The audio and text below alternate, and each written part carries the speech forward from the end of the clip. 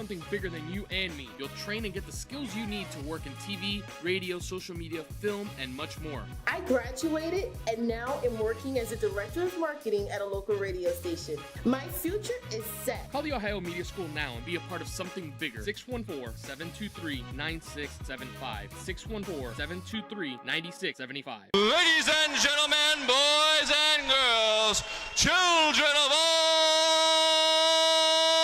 ages, my name is Cody White. I am your esteemed ring announcer for the evening, and it is so good to see each and every one of you here in person at the Malabar School Gymnasium in beautiful Mansfield, Ohio!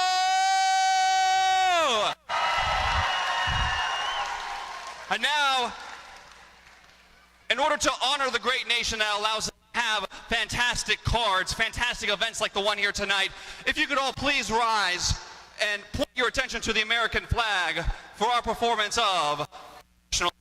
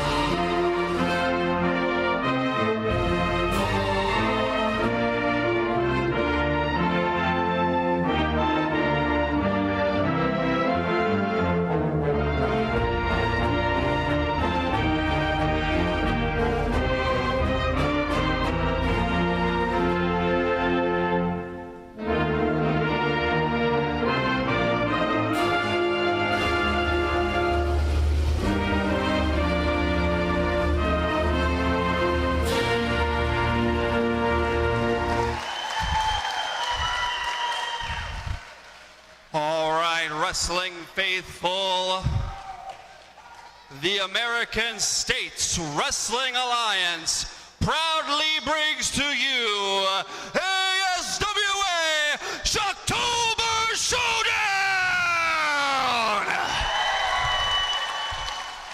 Now, to kick things off here tonight, ladies and gentlemen, it is my distinct honor to introduce to you our executive event director. Give it up for Bad Boy Barry Hardy!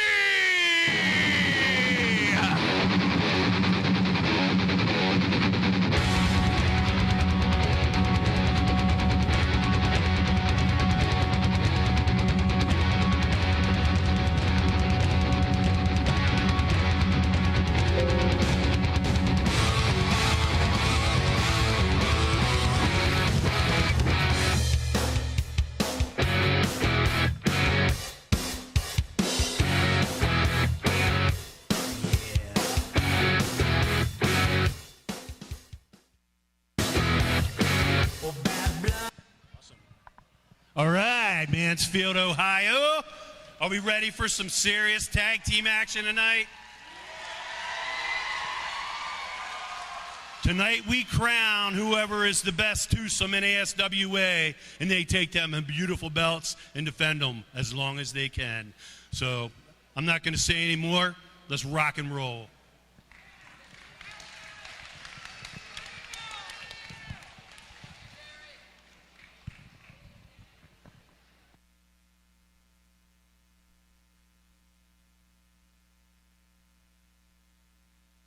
All right, ladies and gentlemen, we kick off tonight our tournament for the ASWA Tag Team Championships with our first match scheduled for one fall. Your official for this contest, referee Tim Porras.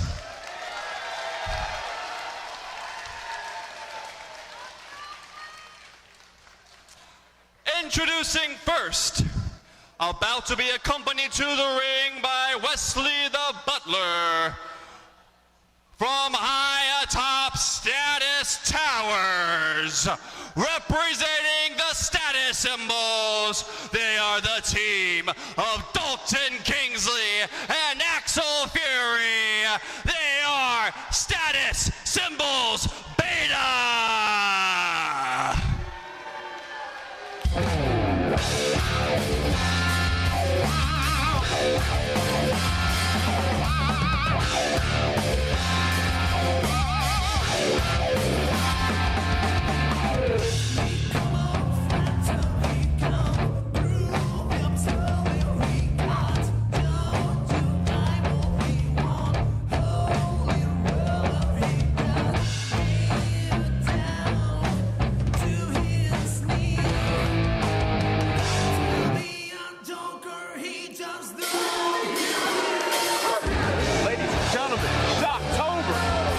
My boys, Low Kennedy. I got you, bouncer. Low Kennedy to my right and to his right, Hot Wheels. Boys, how are we feeling today? Oh, feeling fantastic. Great to be at Shocktober Showdown, ASWA, Mansfield, Ohio. And the Status Symbols are making their presence felt as only they can. Hot Wheels, how are you, brother? I mean, no surprise already. We just kicked off the show, and already the Status Symbols are talking their trash. Well, listen to this reception. They have it right. I'm not excited by this start. Let's put it that way. But, Brother Bear, it's great to be here. Who do you got your eye on in this tag team tournament? In this specific one, my sleeper team, I should say. Team open season, JJ Deville and Robbie Collins. Robbie Collins, of course, he's got the connection to the great Kid Collins. So yeah, I think that's a good sleeper pick. But keep your eye on both teams in the Status Symbols. Random Pain has always got a plan. That he does. I don't agree with none of his tactics, but I will say he always does. Steps ahead. He's a dastardly individual. There's no doubt about that. But he'll do what he has to do to win. And that's the game of life, really. I will be honest. This is a good team. I expect them to be a good team. I'm excited to see what we are going to get out of them. No, I wasn't the biggest fan of the Status Symbols the last time we were here in the Malabar Gymnasium, but I'm excited to see how this goes.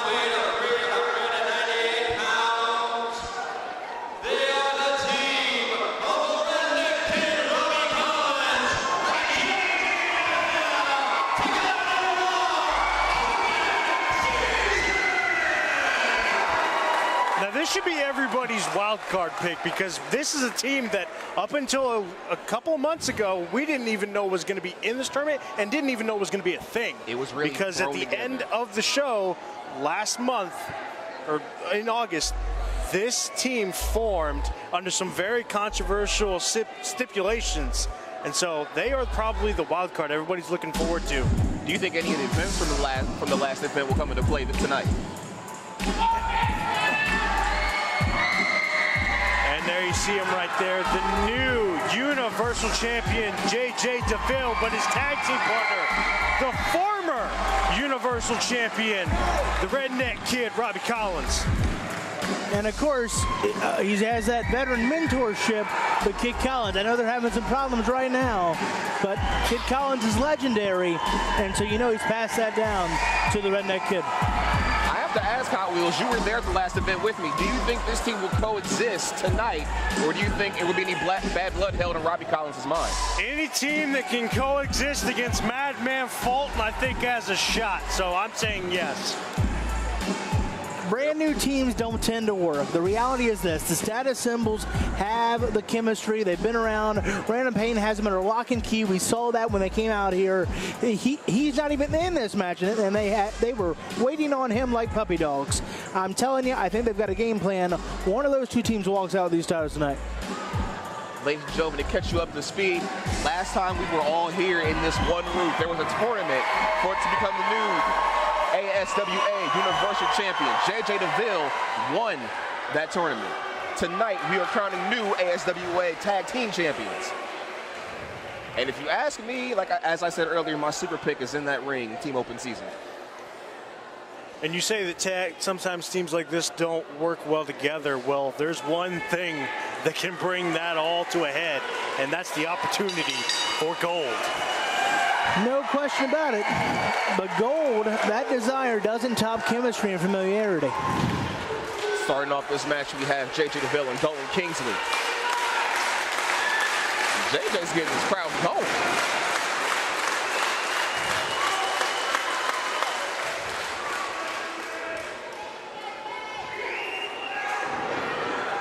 Big lockup between the two gentlemen. An aggressive lockup.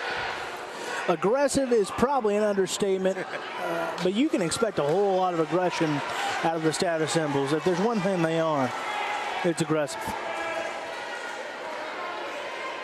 You know, I got to be honest, I was kind of curious who was going to come out here with the more swagger. I assumed it would be the status symbols just because they exude confidence, but I think I'm seeing a little bit more out of this team of Open Season. And already maybe getting in the head of the status symbols with a little show of some disrespect right there. Shades of Eddie Guerrero. I believe yesterday would have been Eddie Guerrero's 54th birthday. So R.I.P. Rest in peace to Latino Heat. Latino Heat.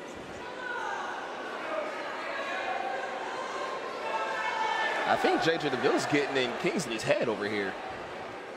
Oh, maybe not. That's crafty. You don't have to like it. You don't have to like it, but that's crafty. That's called strategy. The people in Mansfield need to understand that. I think the only thing they understand right now is they don't like Actual Fury. Well, they can dislike Actual Fury all they like Hot Wheels, but the reality is that's a crafty move. Because like you said, getting in the head of the status symbols, well, we switched that up right there, didn't we?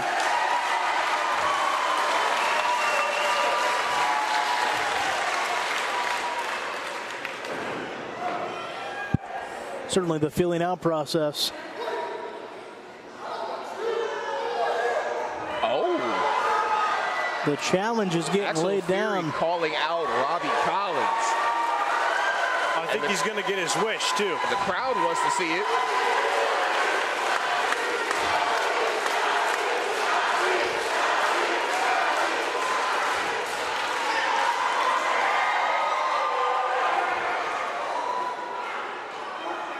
Who can forget these two in the match they had last time?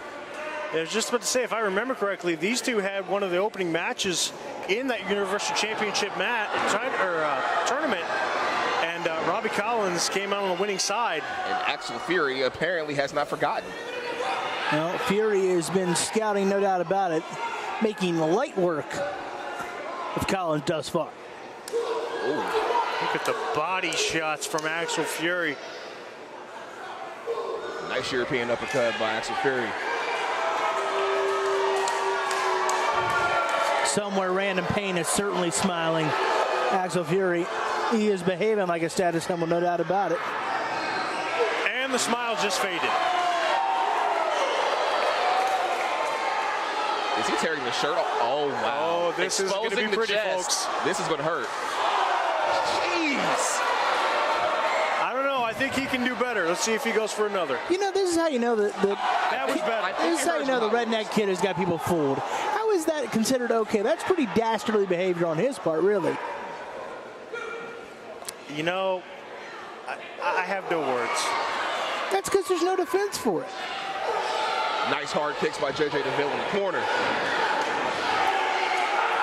All I can say is that Actual Fury is getting lit up right now. Well, all I'm saying is this. You know, everyone acts like Open Season are, gentlemen. They do what they got to do and they behave well. Well, so far, there's not much there. Quick double team move coming. Nice double drop kick. I can tell you one thing for certain, Loganity. If you watch that Universal Championship tournament, J.J. DeVille does not act gentlemanly. Not in the slightest. Quickly, the spine buster by Robbie. And yet, he's got all of these people in Mansfield and probably the people watching this at home fooled. Hello? What is this? A little 3D throwback? It has the vibe. What's up?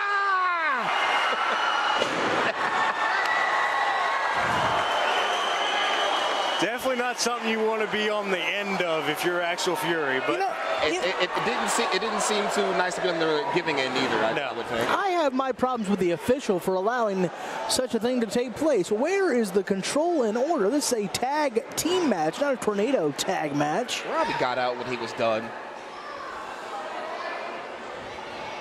don't tell me, just like Jason McCarthy, you are on the status symbol payroll. I had to put up with this once. You tell me I got to put up with it twice now? No, I'm certainly not on the status symbol payroll. Brandon Payne and I have our differences. I'm about standing up for what's right. I mean, Brandon Payne is the same man that challenged me to a race. I have my issues with the man, but all kidding aside, I think some people are fooled Nice right hand. by the charisma of one DeVille and Collins. What a shot there taken by Axel Fury. You talk about a tornado tag, Loganity, well, there you go. Just quickly disposing of Kingsley.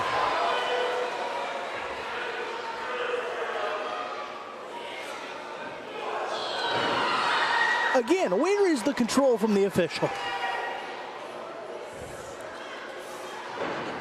Drop toe hold by JJ DeVille. Into the crossface. Robbie keeping Kingsley out of the ring, and Axel Fury taps. Team Open Season moves on. Submission, Open Season! Look, I think you got to file a complaint with the board of the ASWA and Commissioner Hardy. What is there to complain about?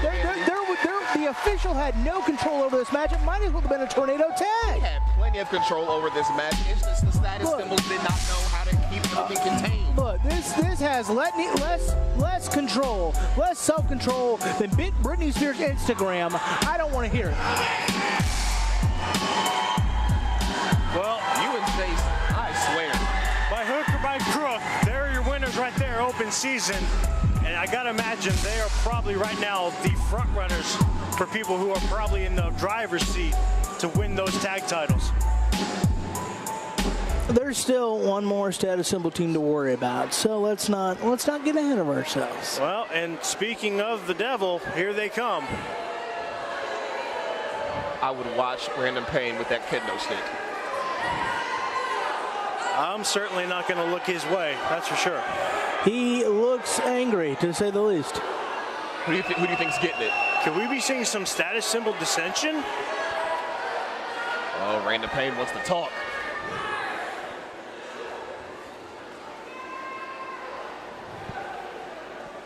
Listen, Axel, I brought you on to be a team player.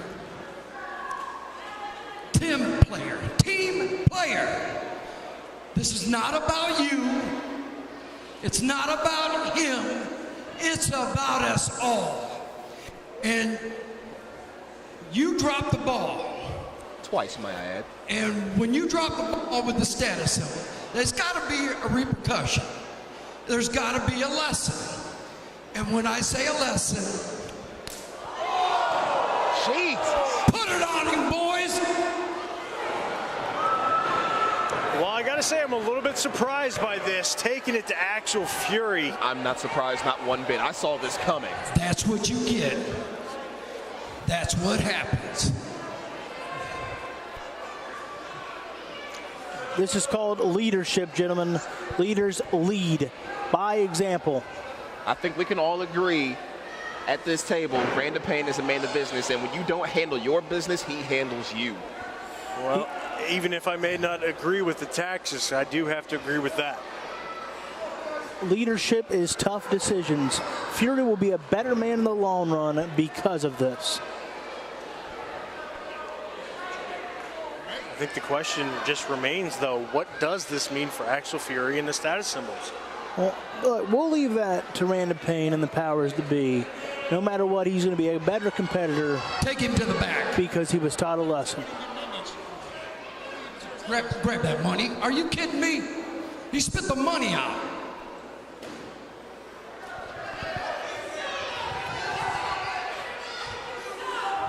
Hey, I got a mic. Nobody can hear you, little girl.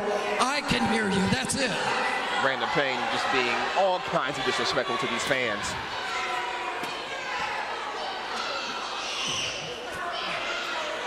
She can do a Colgate commercial with that smile. Look, you have to consider this.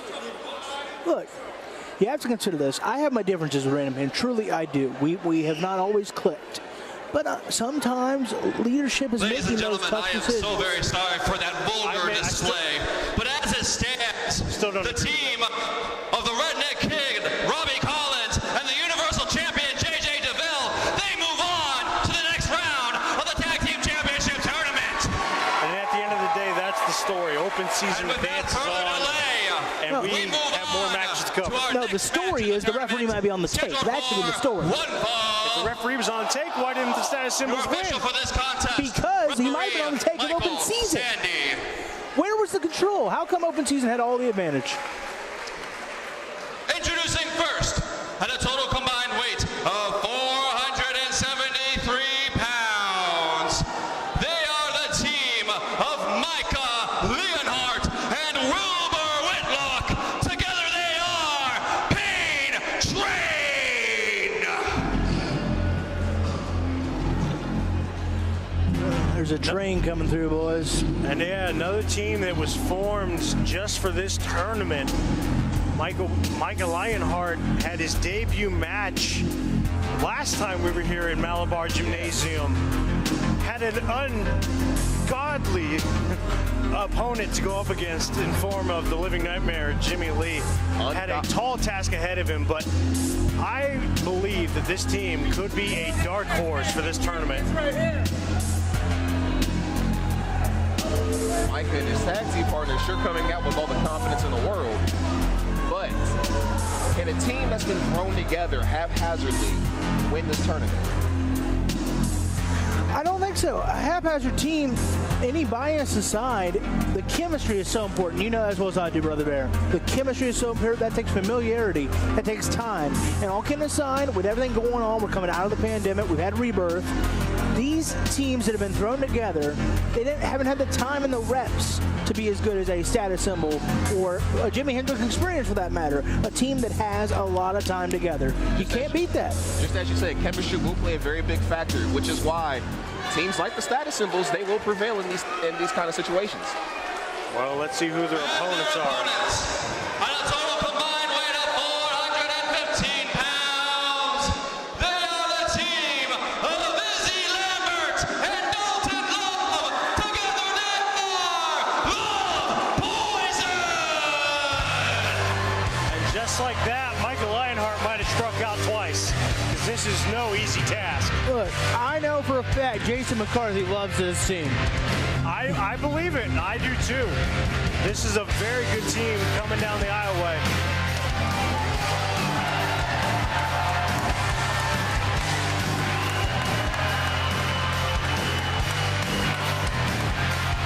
Izzy Lambert, former ASWA heavyweight champion. Boys, do you think he's all in for this match, or do you think he still wants the big one? Look, I don't know about this whole Love Poison. I'm not sure if I trust it. I think this one is going to be too close to call. Well, I think we can easily tell who the crowd is for already. Any team, though, that has the former world champion on it, I think I'm in favor of. There's a reason it's former, Wills. Former. Time but has you can't discredit that. He had the belt taken from him. It's not like he lost it in a match, which we still have that tournament to come as well. But what's the word? Former. Former. By no fault of his own. Hook or by crook. That's the world we're living in. You know as well as I do, Brother Bear. And guys, what do you think of Izzy's tag team partner here, Dalton Love? I got to be honest, I haven't seen much of them in the ring, but I do know that these two are very good in the ring chemistry-wise, and this should be a really good match. He looks the part. He definitely looks the part. So it should be interesting. But I imagine that we're going to see Izzy handle a little bit more of the workload here. Anytime somebody looks the part, I get a little concerned. Here we have starting off Micah Leonhardt and Izzy Lambert. Already playing some mind games, it looks like, getting the crowd in on it. Izzy Lambert just constantly panders to these fans, and that is why former Universal Champion. You and Jason and your outlooks on these situations, I swear, the only thing you haven't said that Jason has is egregious. And I feel that's coming out of your mouth sometime by the end of the night. Well, I think it's egregious that you would compare me to another individual.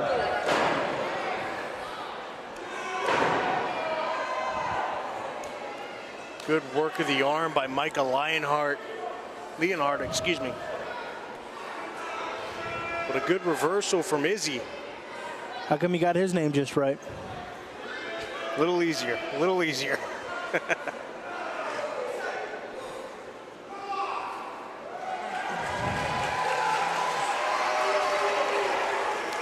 Or is it not that easy, and it's the fact that you're showing some bias in your commentary? It's on his pants, man. It's on his tights. I can see it. Who do you think? What Michael Leonhardt saw is Izzy coming full force at him like a Mack truck. Who do you think the X Factor is in each team? Look, the X Factor, I think, is you have to wonder when you consider the fact that everybody's been off because of the pandemic, right? The X Factor is not one man. It's how long do these matches go. You got to think that everyone's stamina and cardio might not be what they usually would be. We're just coming out of this thing. ASWA just getting restarted. The Rebirth was the last show. I think it's more about cardio and stamina. Well, in that case, I'd have to give it to Dalton. He looks the most in shape. Looks can be deceiving. You know, most people don't know that I wear a fat suit 24/7. I do think there is something to be said for the pain train, though. We talked about Michael Leonhardt and his match against Jimmy Lee. That was early on in the card. Izzy had to go through almost the entire card that night, the tournament, for the Universal Championship. He probably is feeling a little bit more worse for wear, at least from an overall standpoint, going on in this match. So let's not forget he's had neck injuries as well. And that chair shot he took by Malice at the last event. He deserved it. What did he do to deserve it? Tell me, Loganity. Well, anyone that is going to be the former champion when you lose it during a pandemic and a show can't even be run says there's something wrong with you. Good headlock here by Izzy Lambert. Really cranking on the head, but here we go to our vertical basis. Wilbur Whitlock's finding himself in the same situation Micah was in. That would be a yes. Just continuing to pander. Again, this is why it's former. Look at him. He's just worried about this crowd too much. But smarts there, going for the headlock, not falling for the tactics from Wilbur. That's what championship DNA does to you, Logan Kennedy. I don't see any championships. You are just a...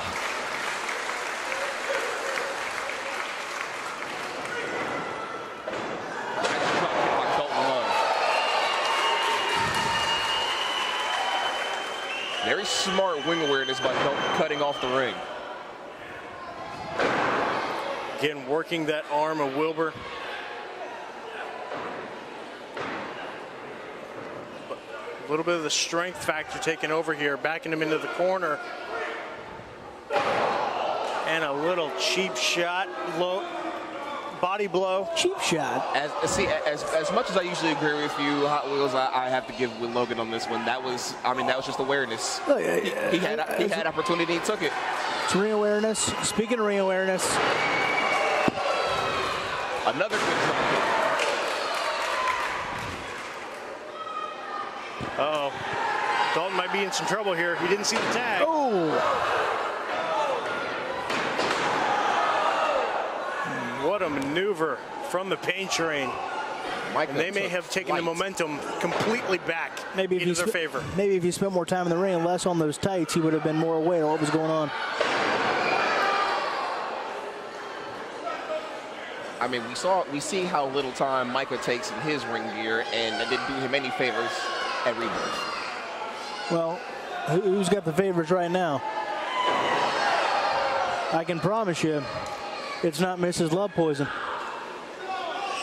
I'll give you that one.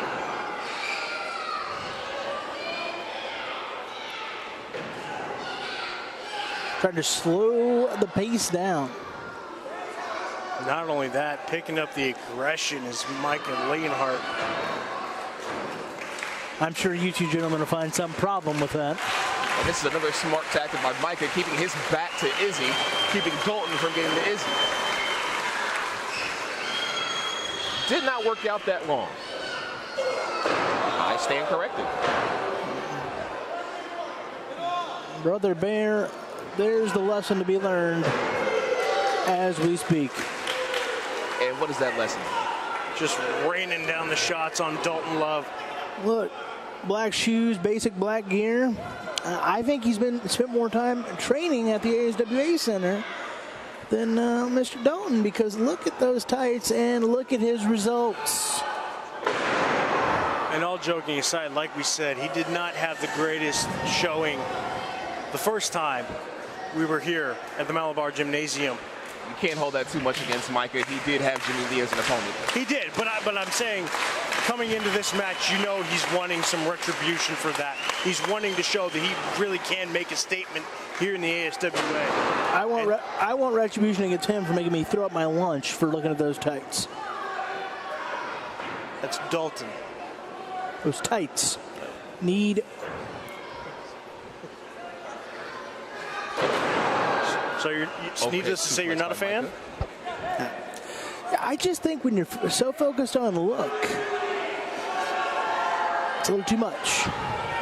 Let's consider one of the most iconic names in this business. Is Micah trying to go for a sharpshooter? It sure looks like it. It did not work. Let's consider, gentlemen, seriously, one of the most iconic names in this business. Hit. Stone Cold Steve Austin. Basic look. Nice super kick there from Dalton Love. Some would say it's a party. Some would say it's a party. Who can get to their corner first? Dalton scratching and clawing his way to the ring. Micah doesn't seem too much in a hurry to get there. Tags made by both people. And here comes Izzy Lambert cleaning house. Not even giving Micah a chance to get out of the ring. Lambert looking like a man possessed.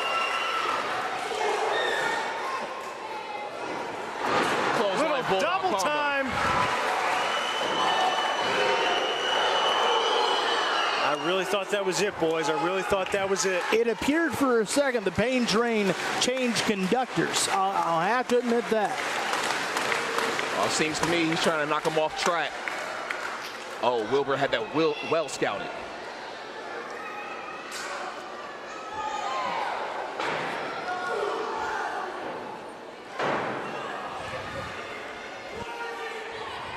What is Micah doing? You want to talk about ref not having control? I think it's fair. Look, it's a tag team tournament. There was no tag made. There's going to be some double teams. Well, all I see here is odds evening. Look, Hot Wheels, the referee's getting control.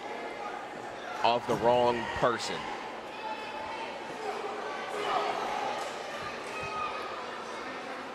Is he setting up?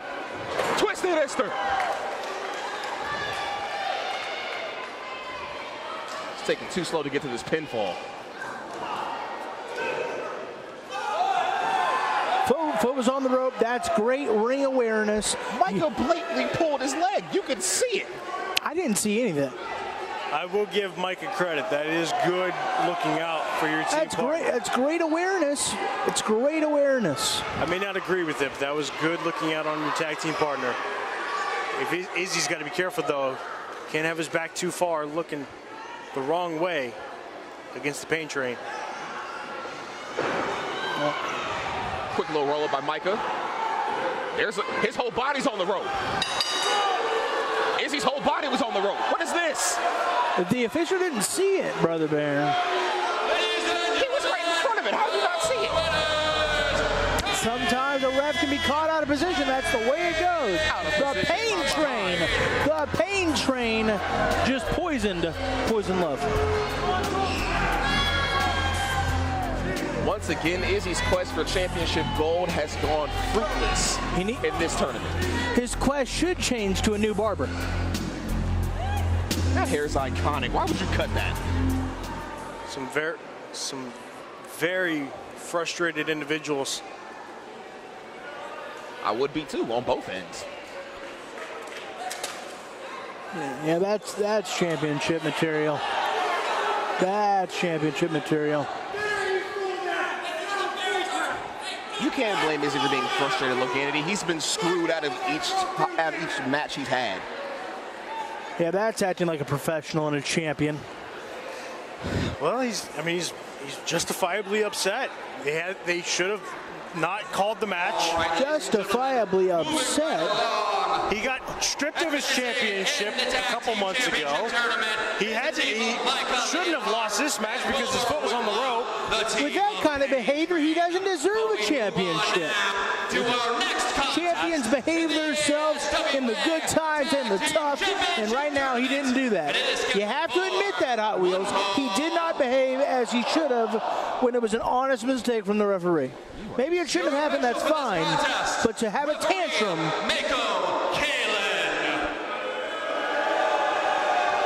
And once again, this referee is getting no love from the crowd. I think this referee's just trying to do his damn job. Yeah, he is. And I mean, unfairly getting, frankly, his character assassinated from the fine folks here at Mansfield. Introducing first, at a total combined weight of 380 pounds, they are the team of the last Mayan, Espiritu Maya, and the Kraken. Together they are the legends of the wrestling temple.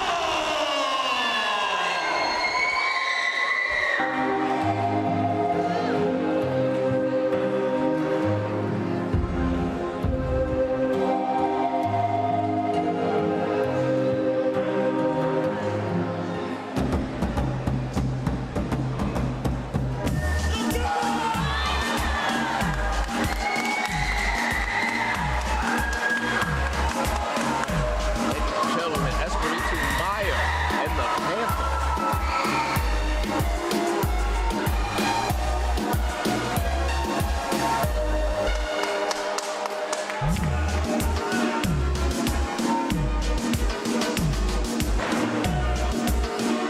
I'm expecting high-octane offense from these two.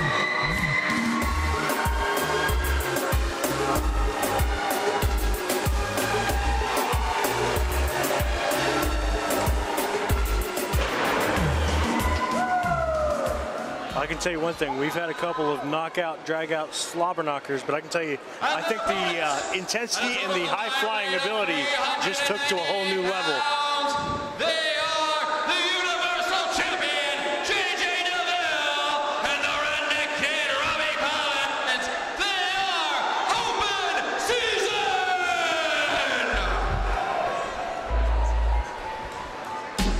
And here we have pulling double duty, Robbie Collins and JJ DeVille. How do you think this is going to turn out for them? Well, I think right now you got to worry about fatigue. It hasn't been that long since they were in the ring. And while the match didn't go the longest, that's still wear and tear. That's still having to be in there and get beat down. You have to wonder how fresh they are, how much of a chance they've had to take to catch their breath. That's going to be the key here. Yeah, especially like I just said, you know, it looks like we're going to see a little bit faster pace in this match looking at the other team in the ring. That doesn't fare well for open season right now.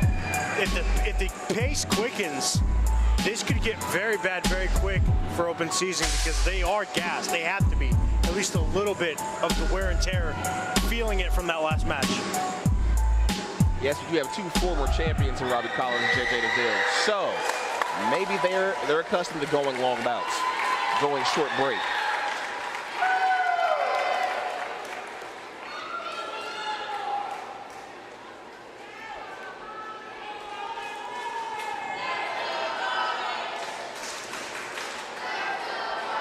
I think open season's run comes to an end right here and right now. I think the challenge of this tournament, and all these tournaments we're doing, is the fatigue factor.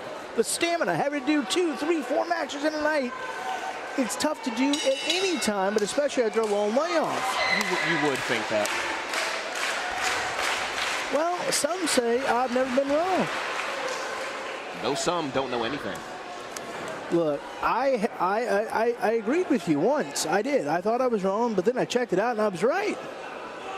I know. Darndest thing I've ever seen. Some show of respect there between competitors.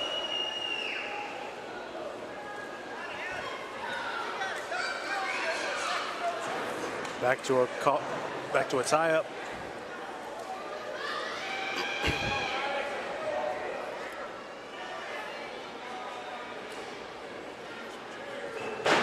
Nice shoulder block by Robbie.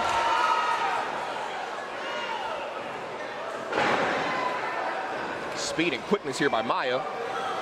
Nice hurricanrana.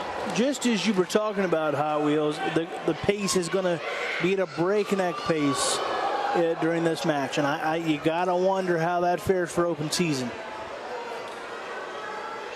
Maya makes the tag. A little misdirection there. Ducks for the clothesline, but has a drop kick waiting for him. Yeah. JJ DeVille is going to be saying Maya face hurts. What? I believe Maya was going for a baseball slide. It did not work out. Speaking of hurting. See how round 2 goes. And once again, open season has it scouted. Going for the suicide dive, or someone called a torpe suicida. I think most call it a tope suicida. I disagree with those. I call that a powerful slam that we just saw. Well, we saw Chris Jericho on Rampage, especially for tonight, talk about the value of a body slam. It might not be pretty, but it is effective. And just like that, open season has taken control back of this match.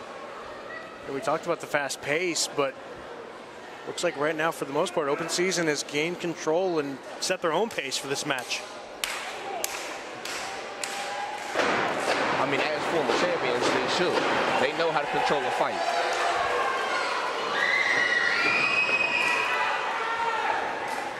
And that JJ DeVille says, not so fast. I'm going to bring my partner in too. But looks like Maya gets the most of it, laying waste to open season.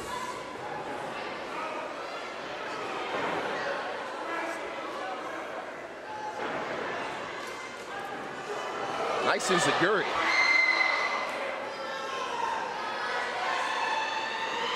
Maya just ran into a double super kick. Now that's a party. What a nice spear. Goldberg would be proud. I gotta say, I know we were talking about the rust that they might be feeling, or the wear and tear they might be feeling from their previous match, having already have a match, but I can't see it. Open season by Robbie Collins. Is JJ setting up for a frog splash? He is. I think that's ball game.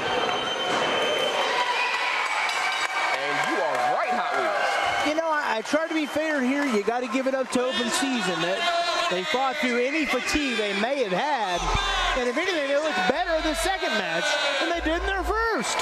Pretty incredible.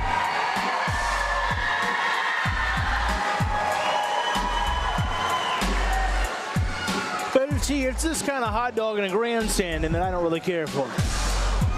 But hot dogging, they got the win, they're leaving. He's got to go say hi to the fans and give them the glad hand. You got to show appreciation to those who help pay you. Well, we've seen a couple matches. I think, again, open season seems like the team to beat. Open season seems like the team that needs to be beat right now. I mean, they've shown the most connection in the ring. They look good. The rust didn't really affect them from the previous match. I like open season so far. Of course you do. We still got lots more Of course you do. for you as we move along in our Moving on to our next contest, scheduled for one fall. Your official for this contest, referee Tim Porras. Introducing first, at a total combined weight of 635 pounds, they are the team of Crosshair Kelly and Pat the Bruiser. Together, they are War Horse! Now, I have heard of this team before, and I must say, Pat the Bruiser is a very big man. There's two things I want to see from this team. I want to see them in the ring, and I want to see them in a fast food line. I think they could do damage both times. You would not want to see Pat in the fast food line. You want to go heads up with this man in a fast food line. Can you imagine when they do cannonballs? There's no water left. I imagine the whole pool goes empty. All jokes aside, though, I mean, this is an incredible looking team. I know I just talked up open season, but you got to imagine this team might be a tough task to take for any team. And this team isn't thrown together. They've been a team for quite some time. Especially, and no disrespect to open season, but especially when you consider the fact that now open season is 2 matches in. Yep. And Warhorse looks fresh as daisies. I feel bad for these men opponents. And their opponents, at a total combined weight of 633 pounds, they are the team of Tommy Chill and Cyrus Poe. Together they are the Black and Blue Crew. You take it back? I take every single word I said back. These men are just about twice the size almost as Pat the Bruiser. Look, gentlemen, it's ironic that they're called the Black and Blue Crew, because that's what they're going to look like after Warhorse gets through with them.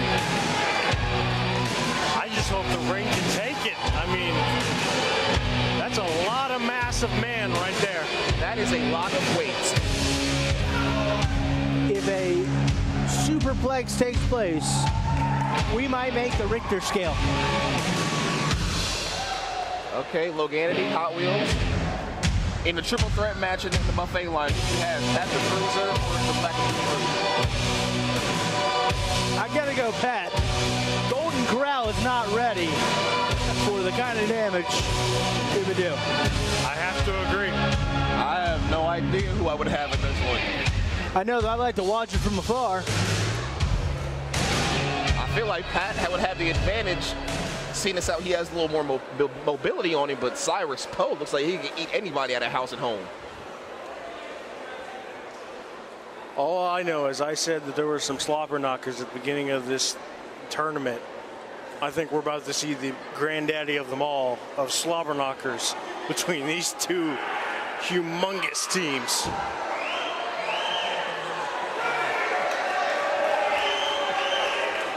Humongous is the word. There is a lot of beef.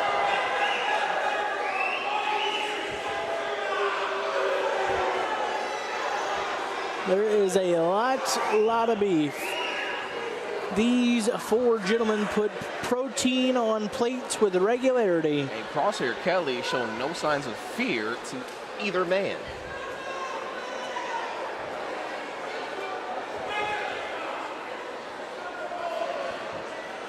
I do not envy referee Tim in this match. I don't think I would envy anybody. Look, I was all over him about Control during the first match, but Control is going to be hard to come by here, so I'm going to go ahead and cut that man a break. Can we throw out the rules and make this a tornado tag team match? At this point, I don't think anybody would stop these men if they chose to make it a tornado. All I know is if they're all 4 hungry at the same time, it is a tornado. And Cyrus Poe calling out Pat the Bruiser. It looks like if these 4 were hungry at the same time, it would look like Ricky Bobby's dinner table.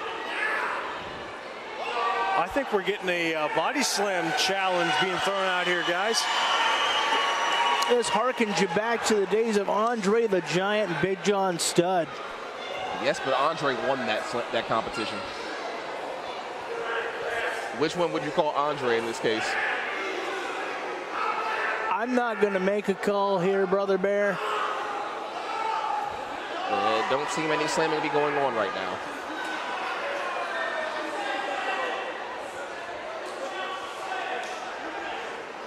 I think that body slam challenge did not work out the way he thought it would. I mean, maybe Tommy Chill's going to take a crack at it. Who knows? Tommy Chill waiting on, I'm sure, the next hot Netflix release. Big man got the speed on him. All right, Pat. And good strategy, going low, trying to take the legs out from underneath these giants of men. In a word, ladies and gentlemen, behemoths.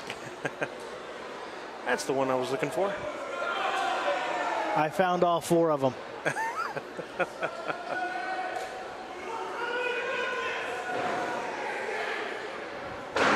Nice. Got a stalemate. I think I can feel the earth quaking already. I'm not sure the Malabar School Gymnasium can hold these 4. Some aggression. Of course, when you're part of a tag team like Warhorse, you expect aggression in spades. Tommy Chill, not so chill with that slap in the face. Chill working him over like a part-time job. Tommy Chill. And this is not where Crosshair Kelly wants to be, away on the other end of the ring from his partner. Crosshair Kelly is in the crosshairs. Team, the black and blue crew. You spent all night coming up with that one, didn't you?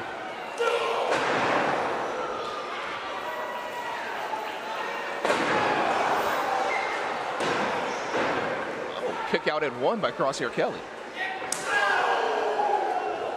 And came up with authority with those chops.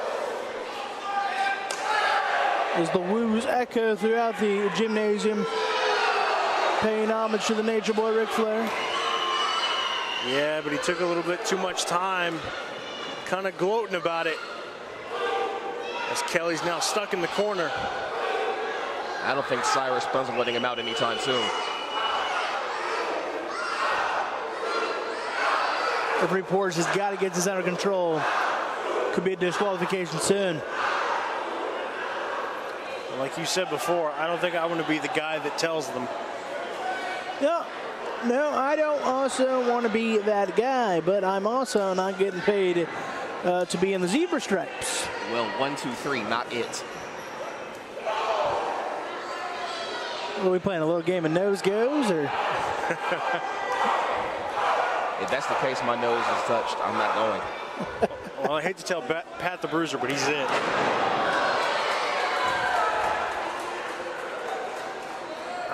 I think the ring just moved a few inches. I think you're right. I really do. Yeah, I think it's sunk a few inches.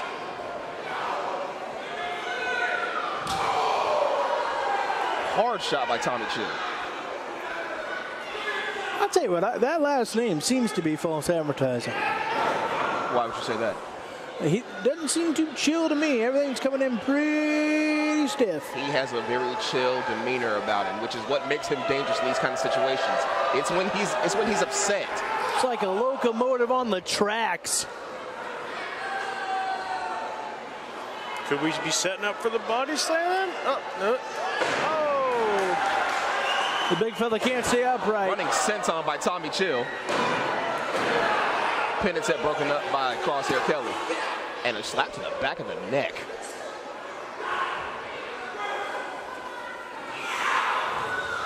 A rake of the eyes, old school as it gets, but it's crafty. When you're in a jam,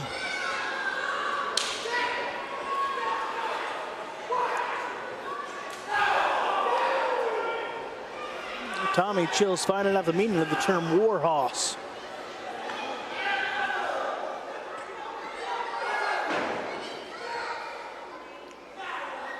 Crosshair Kelly making a mistake doing that. And he paid for it right there. Again, a little bit, just too much talking going on.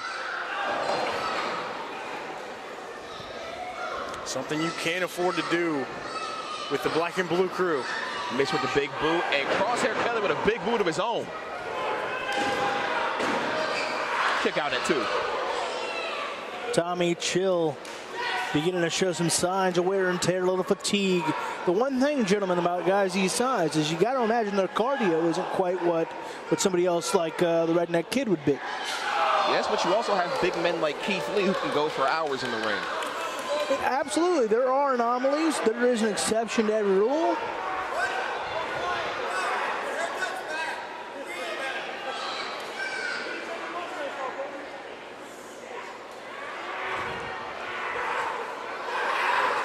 Rope burn here by Pat the Bruiser. It's not pretty, but it is effective.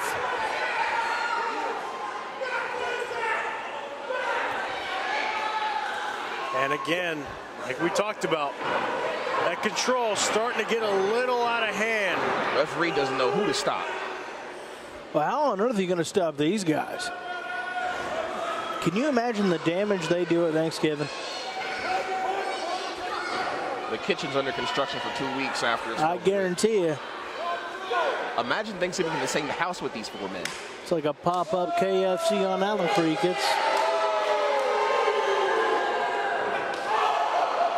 Goodness. Shot. Tommy Chill is anything but. Smart to take the pin by your own corner. But again, just a 2 count. I'll give Tommy Chill credit. Lots of tenacity.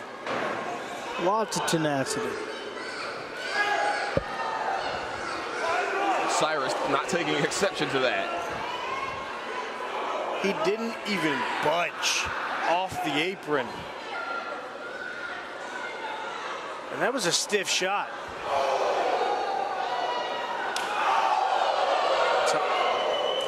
Speaking of stiff shots. Tommy trying to get some kind of momentum back here. It's getting stiffer than a Mansfield drink on a Saturday night. There's that eye rake again. Just when Tommy gets some kind of momentum, it's quickly taken away from him. Warhorse doing a good job of keeping Tommy Chill isolated in their own corner. No question about it, Brother Bear. At this point, you may need to get in there and help out Tommy Chill. Me? Well, look at the eyes of Crosshair Kelly. Just pure aggression. Oh, this is not good. Oh, my Lord. And it doesn't get any better. Tommy Chill at the pure mercy or lack thereof of Warhorse. But he still kicks out. And with authority on that one. Shoved him off. No one's ever called Tommy Chill a genius. Boy, that's, you talk about more guts than brains, gentlemen. It's that will to win. He wants championship gold like anybody else in this tournament. Tag team partner trying to will him up. Along with this capacity crowd here at the Malabar Gymnasium. Can Tommy get to the corner? Can he make the tag?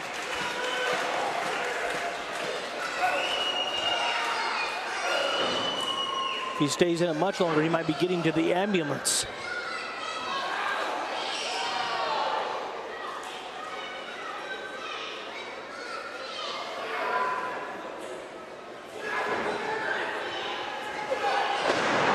Double clothesline ends well for no one. Great minds think alike, as they say. I'd call that one a 3.5 on the Richter scale. I know I quivered. I don't know. There was an echo. The ring shook.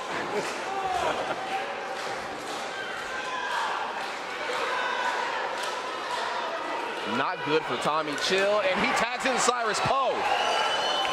Business. A fresh Cyrus at that. Could we see it? He tried to go for this earlier. You got to wear Pat down first. He has him up, and he's down. Oh, my goodness. Going for the double. And he gets it.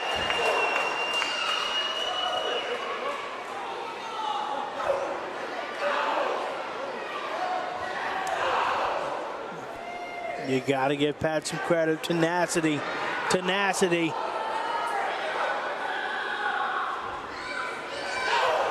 Showing a lot of fortitude is Warhorse. Momentum was not on their side. Oh, with authority. 1, 2, 3.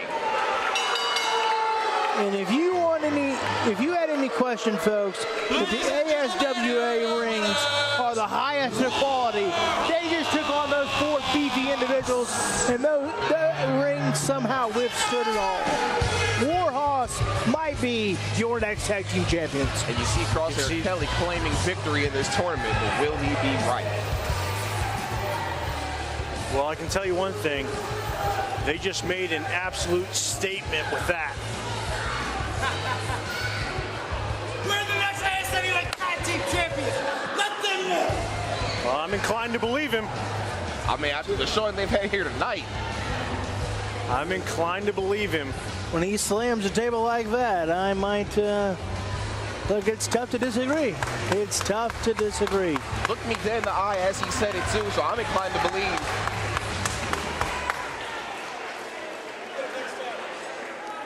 Give credit to Black and Blue Crew, though. They put on an incredible performance. Came in just a little bit short. Why do we give credit for losses? I'm just saying, they put up a great fight. It was a good match. Should we give credit for losses? I mean, it was a hard fought battle. Oh, so we're gonna play participation trophy? All right, folks. I'm just saying it was a good match. Just saying it was a good match. Into the next round of the ASWA Tag Team Championship Tournament. But we move on to our next contest. Scheduled for The camera loves me. I don't know your official why. for this contest, referee Mako Kalin. There we go with the crowd again, not too happy. Mako Kalin is not a very beloved man, but again, the fine folks here at Introducing first, Gymnasium haven't shown to be a great judge character all night long, to be honest. 473 pounds. They are the team of Micah Leonhardt and Wilder Whitlock. Together they are Pain Train. And Pain Train for the second time tonight, making their appearance in this tournament. Folks, how do you think they're going to fare in this one? Again, you do have to wonder at this point about the fatigue factor. They were in there a long time, just kind of slid by with a W. And you got to imagine it doesn't fare well. Just keep in mind, there are still teams we have not seen in this tournament, so they could be drawing a very short straw, depending on who their opponent is. Well, it all depends on how the bracket will shape out. As of right now, they don't seem too worried about anything. They seem to have it all on lock. Well, hey, when you still have a shot at tag team gold, you shouldn't have any worries. You should have nothing but confidence. As long as there are teams like Open Season, and I hate to say it, but the status symbols, I'm very worried if I were them. Well, it seems they subscribe. The Pain Train subscribes to that old saying. You remember this one. Hakuna Matata. And their opponents at a total combined weight of 525 pounds. They are the team of the Living Nightmare, Jimmy Lee and Kenny Hendricks. What was that I said about being worried? The Jimmy Hendricks Experience. I said teams like Open Season and teams like Status Symbol. This is another team I would be very worried about. The ghost of Rebirth come back to haunt Michael Leonhardt. Jimmy, the Living Nightmare, is back in the Malabar Gymnasium, and he brought a friend.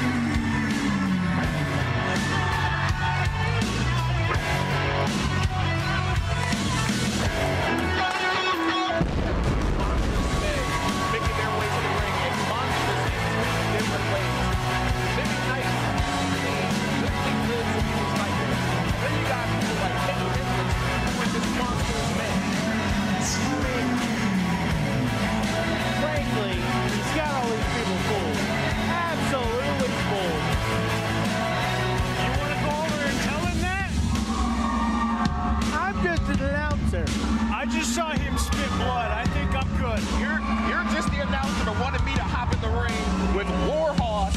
the bruising. No. You get up and go over there. Go ahead, Loganity. The floor is yours. Hold on. Look, first of all, for you guys to assassinate my character like that is heinous. Secondly, Brother Bear, I just know that you're a little bit more fleet of foot than I am. And you strike me as a guy that could get in there right now and hold your own. Those were 4 men that could eat me alive. And I'm just the appetizer. They'll see you next.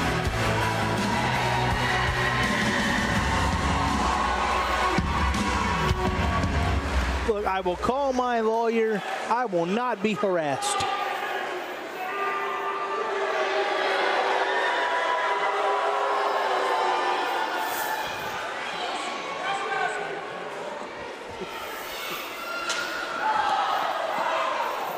Some early mind games there.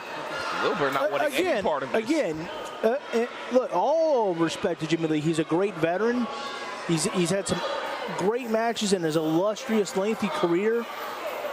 But, I mean, he's throwing jackets. He's threatening to throw chains. Somebody could get seriously hurt before the bell even rings. It's okay. They swapped back. They're good. And Wilbur Whitlock claiming victory, and the match hasn't even started. Bell hasn't even rang. I agree. You have to wonder if Jimi Hendrix shouldn't be disqualified for this heinous behavior. For throwing a jacket before the match even started? That could hit me. But you're not in the match. It came this way. A particle could have came off and got me in the eye. You never know. Accidents happen, Hot Wheels. Sadly, the match has not been ended yet. There is no disqualification yet. The match hasn't even started yet. Frankly, he shouldn't be allowed to wear such... And there we go. Such machinery to the ring. It's unsafe. Well, no matter what you feel, I guarantee Michael Leonhardt is not looking forward to this. A rematch from ASW Rebirth. If I had to be in the ring with Jimmy Lee, I wouldn't look forward to it either. Fair. Very fair.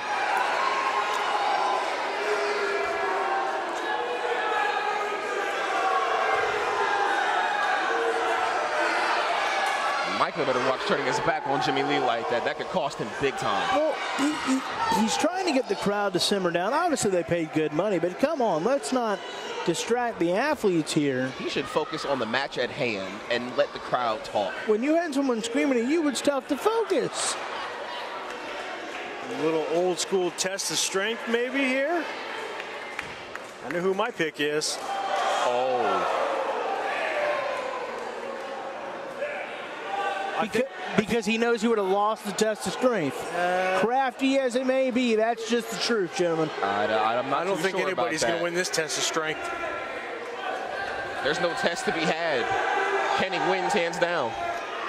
The Jimi Hendrix experience tests my patience, I can tell you that. Kenny Hendrix is making Michael Leonhardt look like a child, a literal child right now.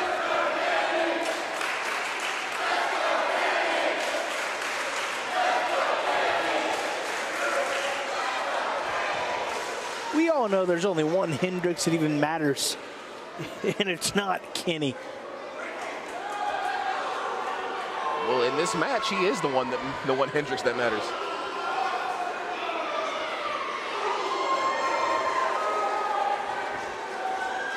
Hot Wheels, who do you have going in this match? I mean, I have to look at the Jimi Hendrix experience and look at the absolute brutality that's in that ring. I mean, it's bad enough you have the living nightmare Jimmy Lee. Then you add in Kenny Hendrix into that mix, who is just an absolute monster of a man. It's kind of crazy looking at the last match we just had, and to think there's one more guy that could make them look even, make him actually look small, and that is Jimi Hendrix, or Kenny Hendrix, excuse me. I will say, if this was a clean fight, I would give it to the Jimi Hendrix experience, but I can't take away from the mindfulness of Pain Train. They could pull something out to give them the win. Clean fights are overrated, gentlemen. You want gold, you do what you got to do to get there. And if you would believe one, Mr. Loganity, the Jimi Hendrix experience has already played a little unfair.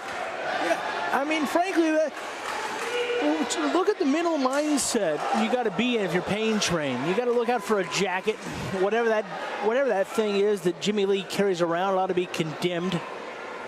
I believe that's a victim of a spinal grinder. And from the looks of it, it does look very condemned. I mean, frankly, the city of Mansfield ought to make sure it's not allowed in schools. I mean, there are children here. It's a bunch of hard chops to the chest. The only nightmare that Jimmy Lee brings is the nightmare of having to watch him. Oh, Micah got the boot up right on time. And great ring awareness, bringing him to the opposite corner from his partner. The question is, though, can he keep Jimmy isolated?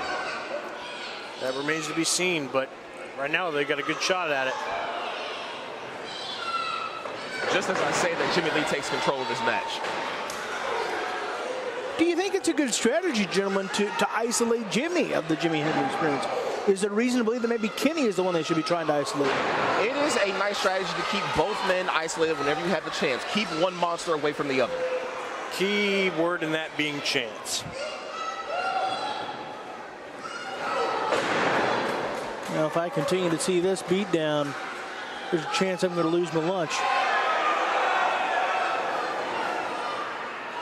Oh, Kenny got to watch shoving the ref like that. They can end up disqualifying him. Well, why isn't he disqualified right there? Why didn't the ref count? The referee is a human being who is out of position and made a mistake. Or maybe the ref's in cahoots with the Pain Train. I did see them schmoozing it up a little bit before the start of the match. If he was in cahoots with the Pain Train, this match would be thrown out as it should be. He assaulted an official.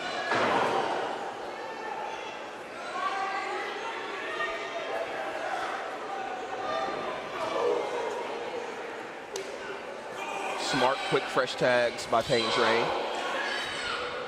And Micah has a smile on his face with all this.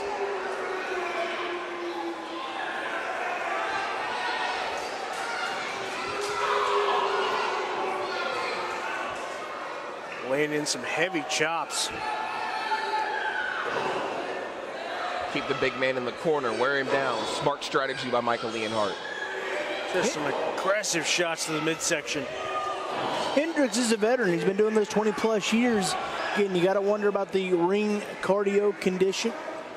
I don't think anybody has to worry about the condition of Kenny Hendricks. He looks very much in shape. Looks can be deceiving, Brother Bear. Speaking of, that was a deceivingly slow count to me. So it was a fast count.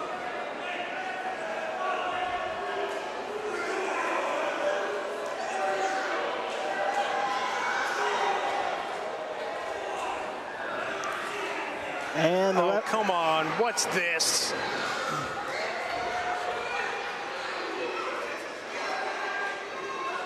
As I said, Pain Train pulling out all the stops to make sure they're wearing down Kenny. Putting out all the stops, Jimmy Lee is acting like a lunatic. Because his teammate is getting absolutely just clobbered. Pick a better teammate. He's having his partner's back. That's what camaraderie is. Having your partner's back is behaving like somebody that ought to be in the reformatorium down the street.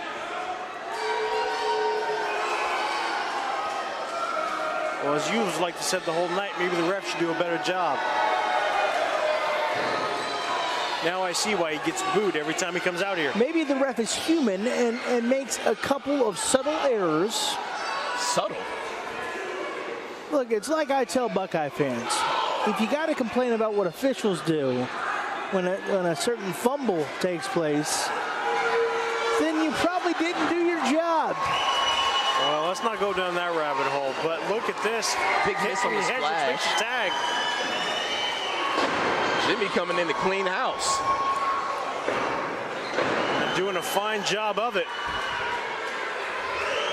And as for your Buckeye comment, Logan, you can leave.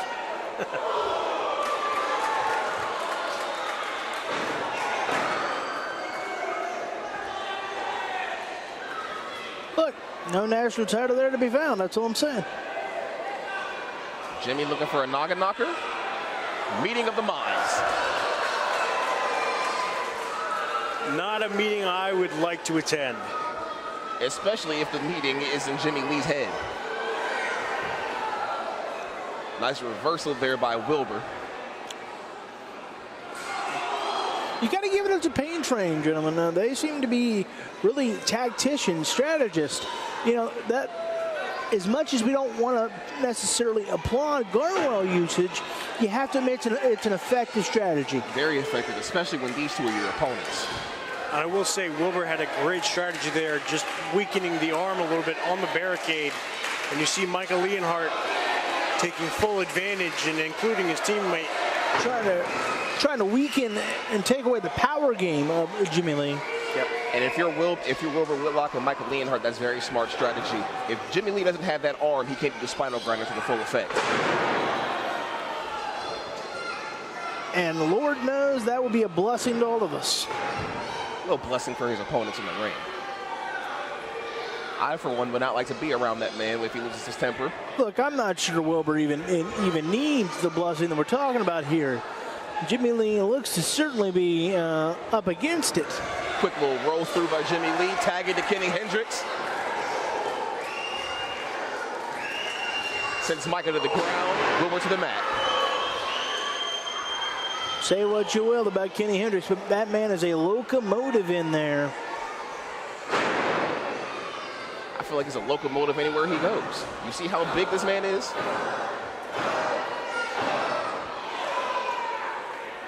That's tactical. We're working on that. You could tear an ACL. Of course, there's meniscus in there.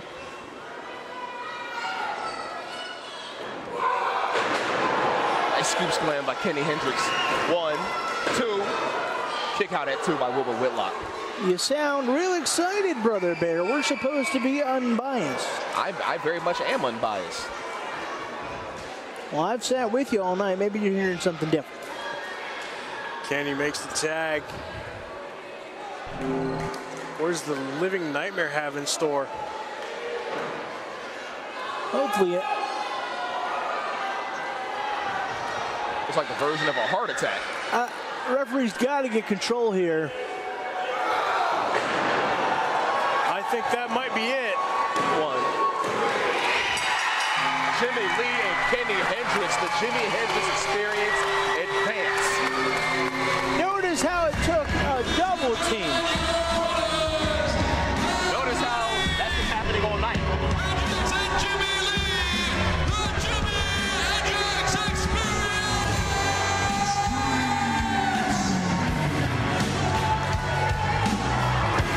Look, I think it's absolutely disgraceful. It took a double team to defeat Pain Train after Pain Train had already competed once tonight. Those are the rules of the tournament bracket, but unfortunately they paid the price. Once again, like I said, the ghost of ASW Rebirth come back to haunt Michael Leonhardt. Jimmy Lee coming out on top alongside his partner Kenny Hendricks.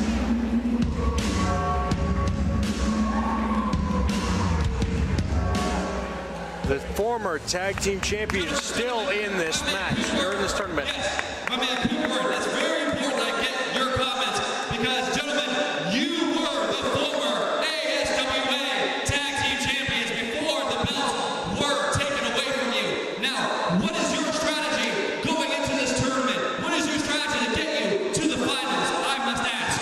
You know what? Because Jimmy Hendricks Experience is the best tag team in the ASWA and probably the world. What do you think, Kenny? Without a doubt. We were on tour before we sat down. We're going to be on tour again with the belts. And you know what? Before this night is over with, everybody's gonna scream! And here come the status symbols taking care of business and getting a leg up on the Jimmy Hendricks experience.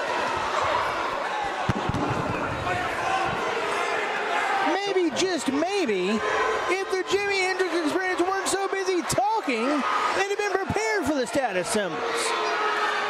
There was no reason to be prepared. They just wrestled a hard match. Oh no. Well, they're about to take a hard Random Pain and fall. Axel Fury. Oh, come on! This is absolutely disgraceful. Look, Fury's got to get back in the good graces. This is how you do it. Taking out Jimmy Lee's arm so he cannot use that spinal grinder. Yeah, look, Jimmy Lee, he's screaming now. I can't believe this.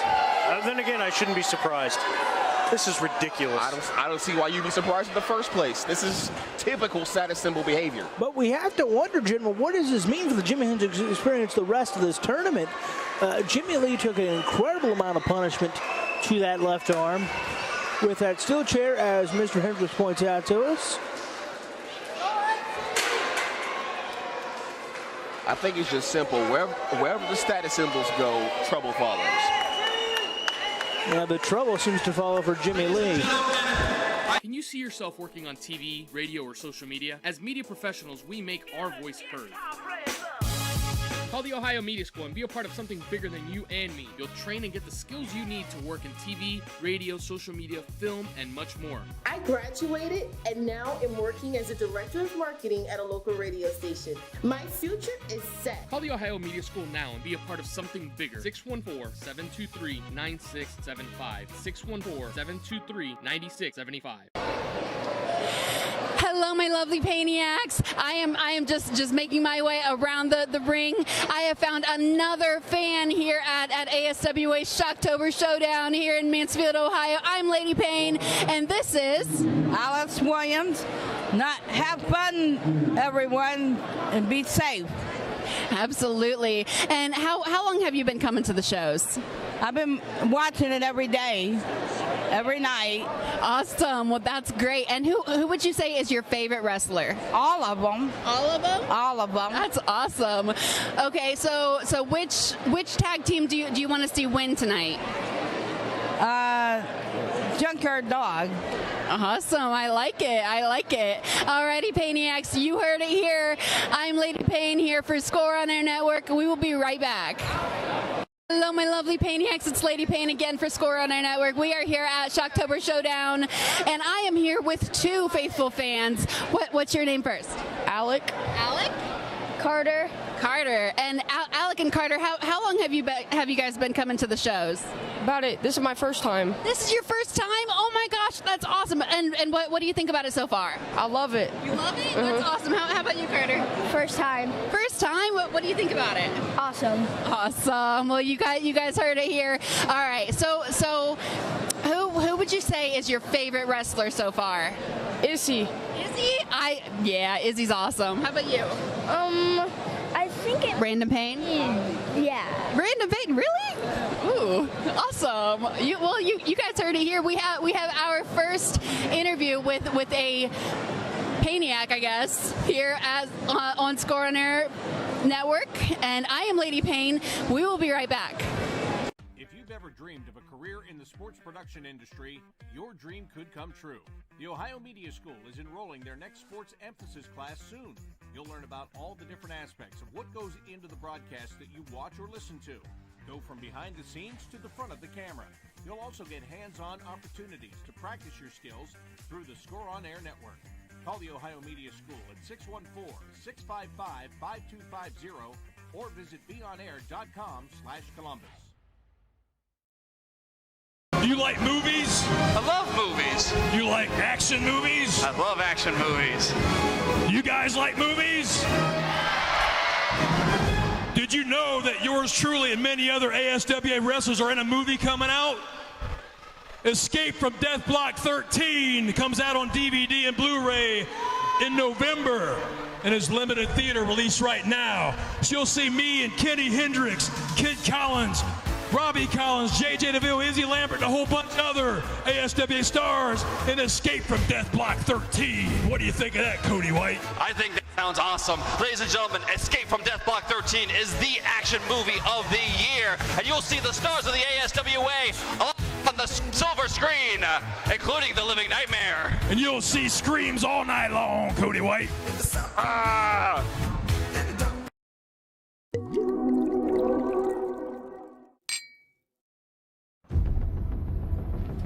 I'm Nicholas Kovacs. Laszlo was my brother. You owe for his family $12,750.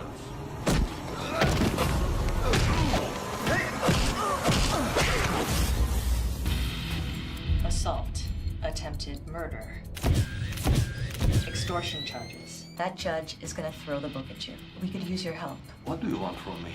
You're gonna be sent to Pleasant Hill. Now, some of the inmates there, they have knowledge about the drug smuggling ring. You're gonna be my ears, my eyes. If you hear, see something, you let me know. Prisoner 258, step out of your cell.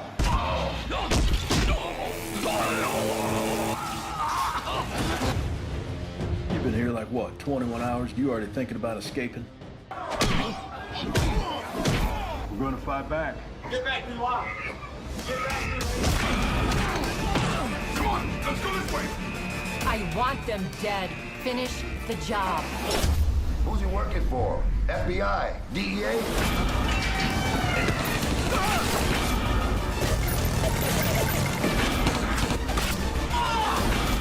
That dude is bad news. Get their attention.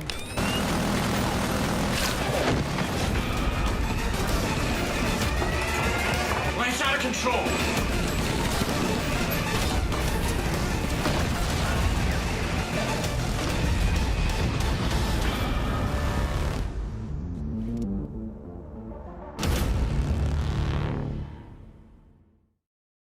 The following is a broadcast produced and starring students from the Ohio Media School's Columbus campus and their sports program, Score on Air.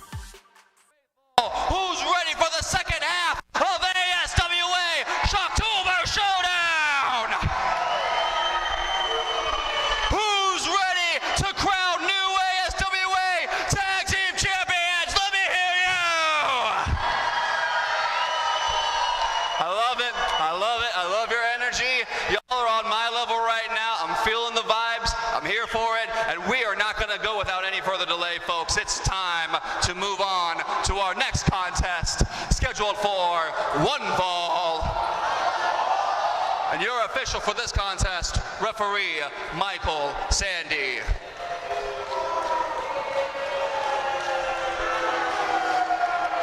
Introducing first, from high atop Status Towers, representing the status symbols, about to be accompanied to the ring by Wesley the Butler.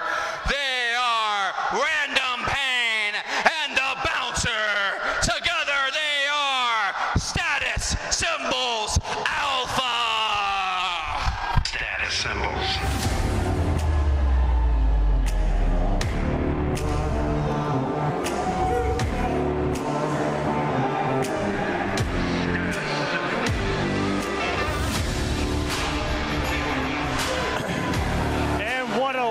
Started off after the vicious, disgusting assault that these men laid out on the Jimi Hendrix Experience, and now they have the audacity to come out here and just gloat like they don't even care. I mean, in doing what they did, they made the competition for them a little easier. They have all the right to be confident right now. Look, you don't have to like it, but it's crafty. The Bouncer tearing up a fan's side. The status symbols. I have my differences with Random Pain, as I've said. He is the kind of man that challenged me, a man that has cerebral palsy. He challenged me to a race in the Ohio Media School parking lot. That's the kind of man you're dealing with. A sick, twisted individual, but you can't deny he has the brains. Yourself just admitted to everything, not smart everything, or not, it was like the one despicable act that you had with him, and you still approve of their tactics. It's not that I approve of those tactics at all. It's that I understand that there is a purpose behind it, whether I like it or not, and I don't. But you have to understand that there's a purpose behind it. Their opponents, and that's why they're my favorites to win this whole tournament. Tonight at a total combined weight of 3 full-grown African elephants.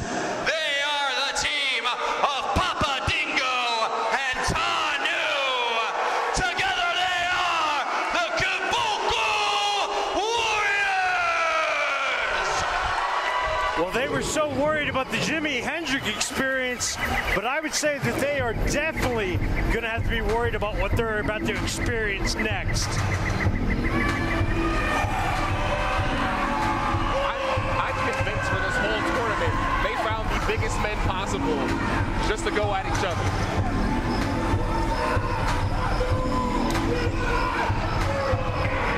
Is that Michael Myers?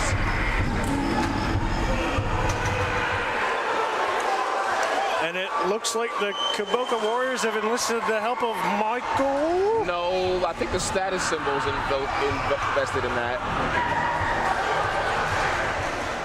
The status symbols have always got a plan, boys. I've been trying to tell you.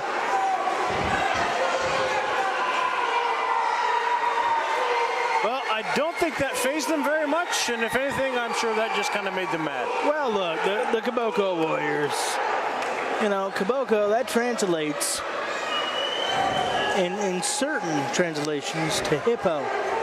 So that really says all you need to know. So I see some hungry hippos ready to eat the status symbols. So Brandon Payne has always got a plan. The real question is, who's starting this match? Well, if I had to be honest with you, gentlemen, if I was the bouncer or Brandon Payne, I wouldn't want to start it.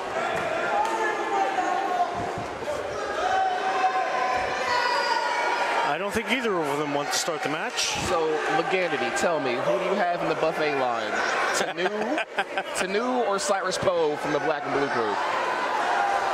I'm going to go Tanu. I would take that as well. I don't have to think about it that much. Tanu is he's what you'd call a buffet boy. Right now, Brandon Payne going at it with Papa Dingo. And it does not seem like Brandon Payne wants anything to do with him.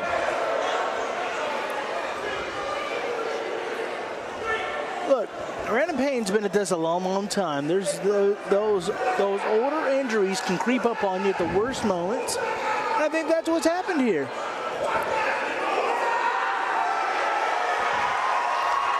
Well, it looks like Papa Dingo wants in this match. No, that's Tanu. Or Tanu, excuse me. Tanu, a man who I'm sure will be heading to the nearest fast food joint as soon as the show is over.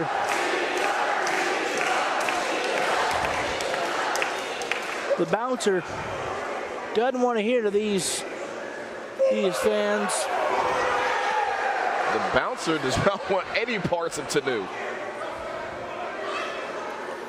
Is he really going to do a test of strength?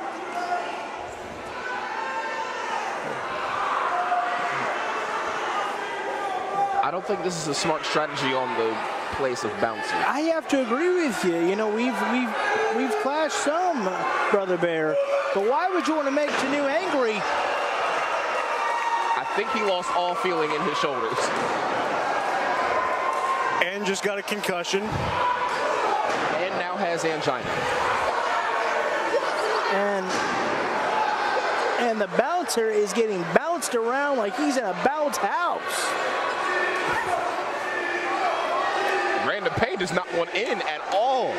Look, I'm a believer in the strategy of the status symbols, but I am not a believer in whatever the bouncer was trying to pull there. Why would you want to make either one of the Kabuki Warriors angry?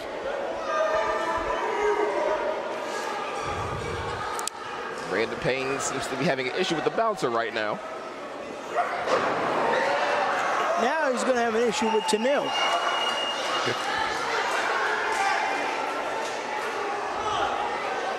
It's going to take some of the wise, crafty strategy of Brandon Payne and the bouncer to outsmart the Kabuki Warriors.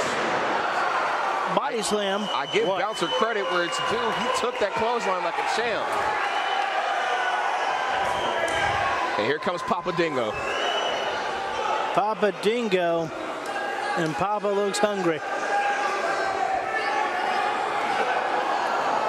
Is his stomach made of brick? And they're just toying with the status symbols. Brandon Payne has got to have a level of anxiety that has to frankly mess with your bowels at this point when you look at the Kabuki Warriors. just turning the bouncer, who's no small man himself, into a plaything. Oh, my God, no. Oh, Jesus. I don't know how the ropes held him. Well, you talk about Mr. Random Payne and all his ingenious plans. I can't wait to see this one. Me too. What plan do you possibly have for these two mammoths? Run and hide. A lot of good. That's doing the bouncer now. Look, Random Payne is a master of strategy. Again, I don't approve of his tactics, ladies and gentlemen. But the results are what the results are. Well, the result is this: the bouncer is getting his head ping pong ball back and forth. Could you imagine if one of these men came off the top rope? Frankly, weren't we talking about Richter scales earlier? This is just a scary. Oh my God! I think that would create a sinkhole. I'm surprised that splash didn't create a sinkhole.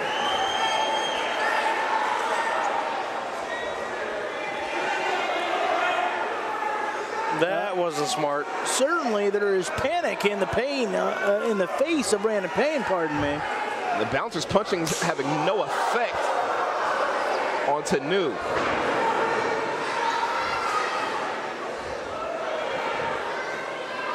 And right now, the bouncer's got to be asking himself, is the one in the middle Tanu? Well, right now, if I was the bouncer, I'd be asking, why am I in this ring?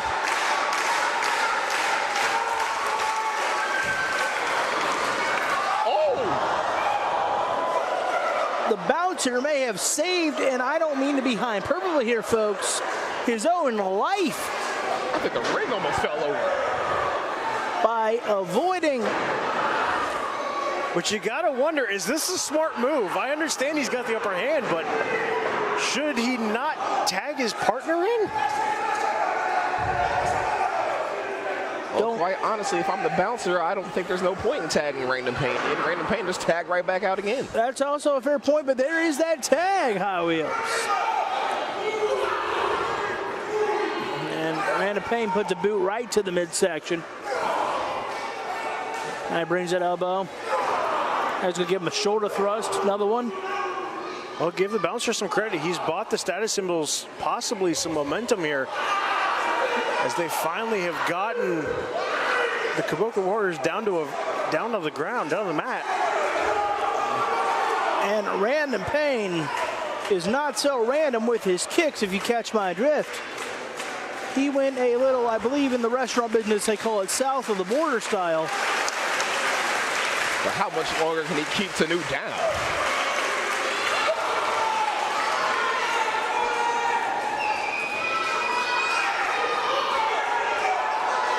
Probably a wise idea by Random Payne. Get another tag. The bouncer. Yeah, at this point, you really want to try to get as many fresh tags as you can. Give each other a few quick breaths, get back in the ring, and try to keep Tanu as far away from his partner as possible. And the bouncer just bounced Tanu with that clothesline. Got the knee right in the throat region. I know all night we talked about isolating cutting off your some opponents. Air. This is the best example of doing so. You know, if you start cutting off the flow to that carotid artery, you know, right into that jugular region.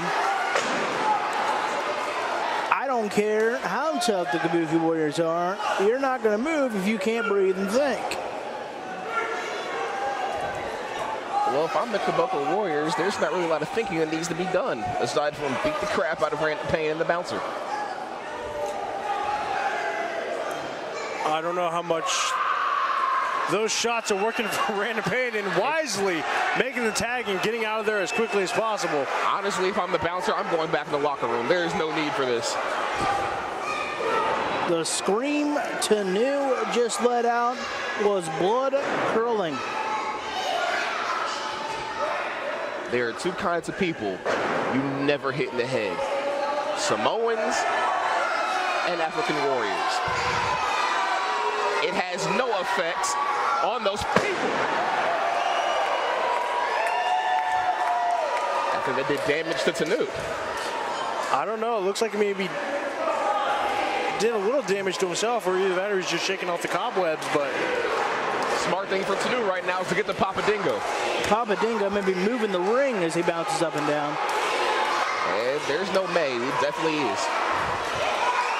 But this will be a big tag if he can get it.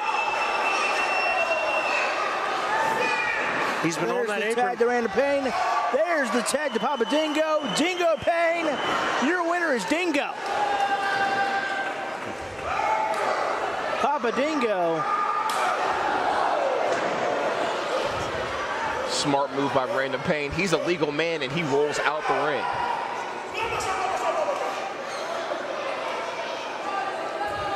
Papa Dingo may be in for a new name. At this rate, he might be the Status Symbol's newfound daddy.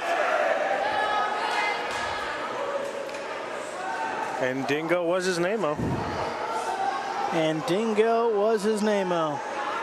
Oh no, what are they doing? The bouncer. Oh my God, come on! Whatever it was, it hurt. That's a lot of weight. The lumbar section of the bouncer's back is done. It's over. It's done. I haven't seen anybody do that much damage to a lumbar since Cedric Alexander. I'll give Randall Payne credit. He got his tag team partner out of there. Master strategist, Hot Wheels, a master. But I don't think it's going to pay off in the end for him. Well, it doesn't take a master strategist to recognize there's danger, and Randall Payne is leaving his partner to the Wolves. Jesus. Frankly, everybody here in Mansfield is going to have to stay after the show because we're witnessing an assault. Ref's still counting up to a count of 5. I believe that Randall Payne is still the legal man.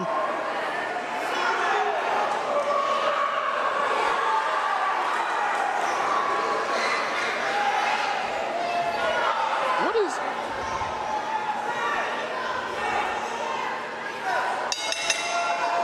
Wait a minute. I think the master strategist has done it again. You hate to see it, but you gotta give it due. It Ladies worked. and gentlemen, your winner by countout, Status Symbols Alpha. I will admit, I don't usually like their tactics, but that was a very smart move. Just playing with them and toying with them until he got in. Outsmarted the Kabuki Warriors. He did. He did. He absolutely did. The Status Symbols. And I can guarantee the bouncer's very happy with that fact as well. As the bouncer will be happy when he realizes that they've beaten the Kaboko Warriors. When he remembers who he is. Yes. Later on. But you have to wonder what could have been for the Kaboko Warriors. Just unfortunately outsmarted a little bit. I don't think that seems to matter. They're having quite the time of their lives in that ring right now. The Kaboko Warriors just got highway robbed by the master strategist of the Status Symbols, Randall Payne. And not to be outdone, frankly, the bouncer taking that astronomical amount of punishment even gave the opportunity. Oh. Dingo and Tanu having some fun. As the Kaboko Warriors even... Ladies and gentlemen, Status Symbols Alpha have moved on in the ASWA Tag Team Championship Tournament. Even touch our camera equipment. They aren't the only competitors left, folks. We move on to our next contest, scheduled for one ball.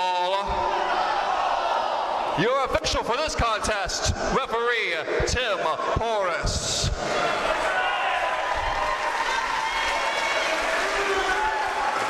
Introducing first, at a total combined weight of 635 pounds, they are the team of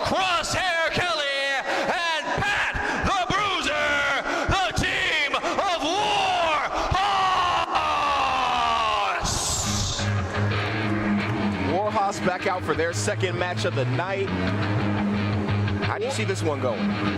Look, Warhorse is just that.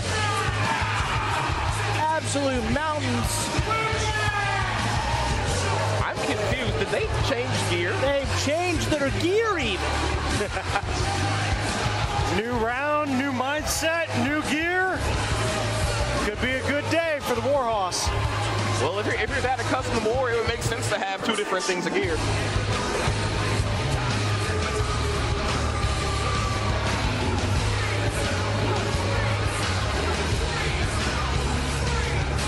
I'll tell you, it's a shame that the Caboclo Warriors got outsmarted, because can you imagine the Caboclo Warriors and a Warhorse?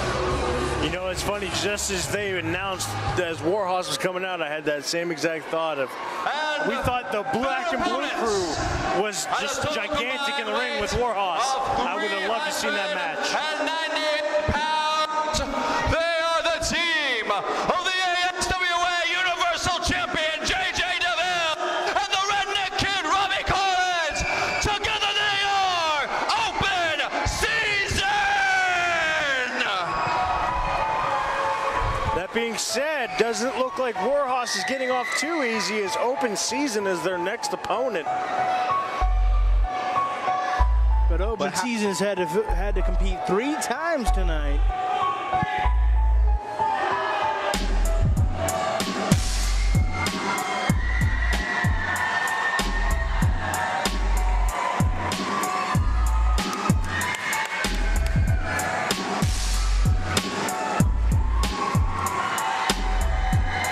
How much of this match are you giving to Open Season, Holly? And I know, Brother Bear, they're your sleeper team. Are you still feeling that way as they approach this contest? I mean, it's the third match. While they are, in my opinion, the better suited for longer and more stretched out competition, again, third match, they have a serious weight disadvantage. And Pat the Bruiser looks like he's going to eat J.J. DeVille.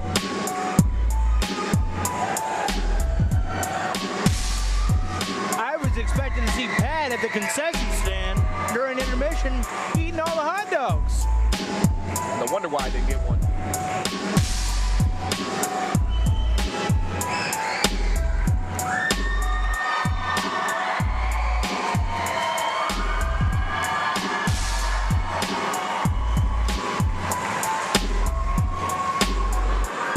Now, as you can see, one of the crowd favorites here of the ASWA.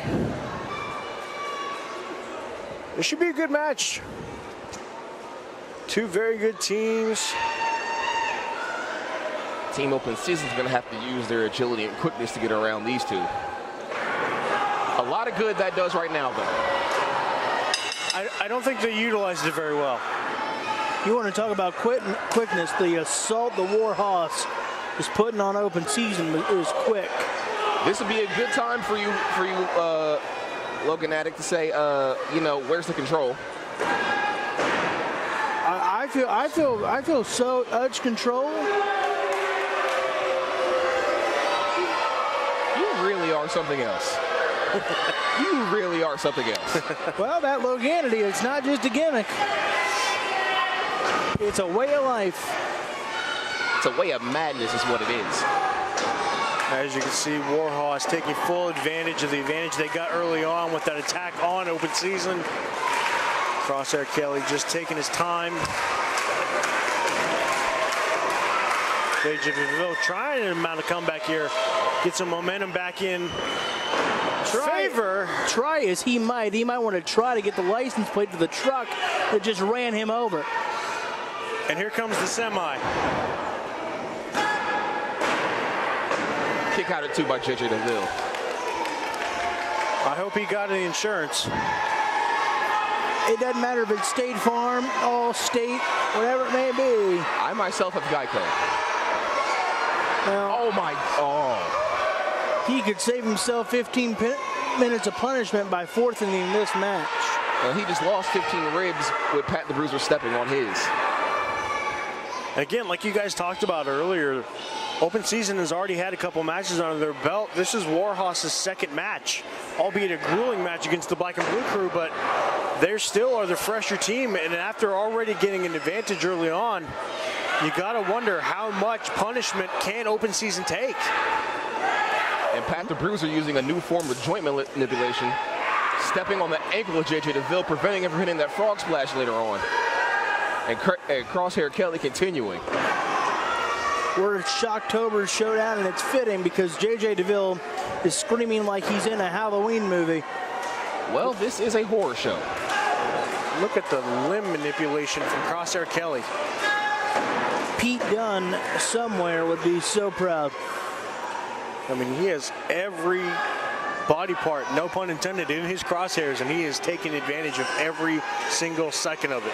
Well, Crosshair Kelly, you can tell, is a real cerebral competitor. I had the pleasure and privilege to help interview Warhorse with our cat lady tonight, Lady Payne. We used to do a show in the ring with Lady Payne. Had them on the show.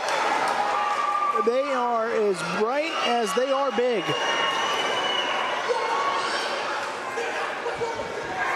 JJ DeVille tagged to Robbie Collins, but the ref didn't see it.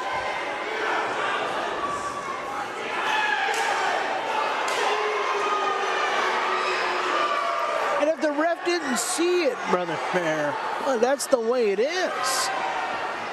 The ref is, hey, he rolls in there, didn't see it. Frankly, probably a sly maneuver from Collins.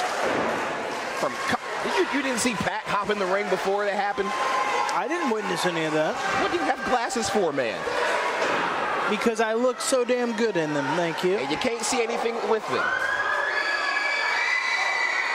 JJ DeVille trying to get some kind of life back into that battered body of his. Makes the jump. Can he make the tag? Robbie a little slow on that reach out. I was going to say as well, it looked like he wasn't exactly ready for that. Well, it looks like he might be ready to join Warhorse at the rate that JJ DeVille is roadkill.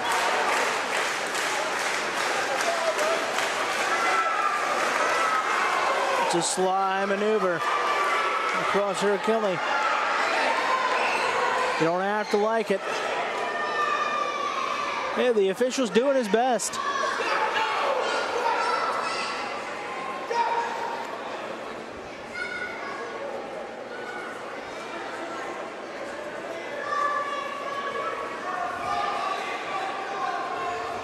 I'm surprised JJ has the strength to stand after that. Well, see, smart to cut off Robbie. I'm telling you, they're as bright as they are big. Robbie takes a shot, sent off the apron. For the moment, JJ's corner is empty. And Robbie hasn't been in this match not one time. Oh, how are you alive? How are you alive?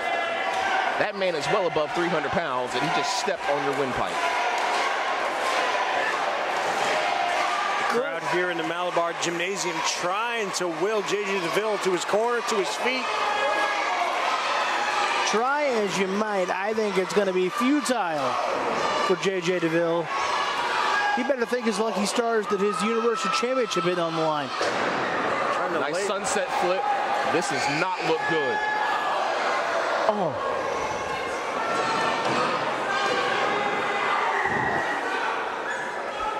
Robbie Collins with the save. Look, got to give it to Collins. Just doing what he can to keep his team in the match. But at this point, he may just be delaying the inevitable. Crosshair Kelly yelling at JJ, you did this to yourself. You have to agree. Frankly, it's greedy by JJ DeVille to want the tag title. He's already Universal Champion. I mean, there's nothing wrong with having ambition, and JJ has nothing but ambition. He wants more than just one belt. Look, ambition is great, but hey, there's other great competitors here at the ASWA. Why does JJ DeVille feel the need to insert himself in every tournament that this company has? He wants to show pound for pound he's the best. Well, for pound, he's getting his butt kicked.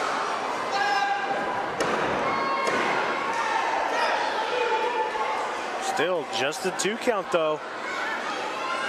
Still, whatever amount left, there is some fire left in J.J. DeVille. Because even if J.J. DeVille pulls a rabbit out of the proverbial hat, this isn't for the tag titles yet. There's still more to go. You might as well live to fight another day, because the more damage you take now, maybe by the time we come back and win reunion, he'll be in no shape to defend his Universal Championship. Key word you just said, it's not for the titles yet. J.J. DeVille and Robbie Collins both want gold. I know J.J. already has gold. Again, he wants more. And all things considered, keep in mind there are other tag teams that have been in this tournament that have faced some very some very heavy damage.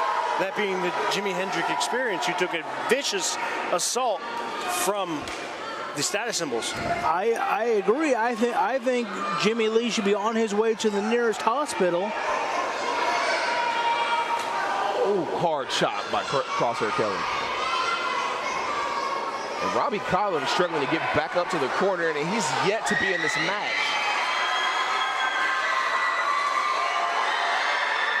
Big time tornado DDT by J.J. DeVille. Could this be it? That tornado. Wrong corner, J.J. Wrong corner. That tornado. And here comes Robbie Collins.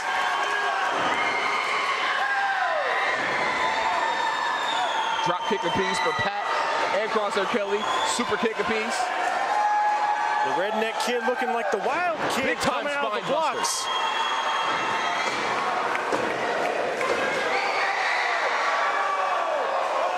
Look at the look of disbelief on his face. Won't take much more than that to put down Crosshair Kelly. I got to give credit to the redneck kid. He came in and he lit a tornado in this gymnasium. Again, Warhorse playing a lot of good strategy, cutting open season off from each other.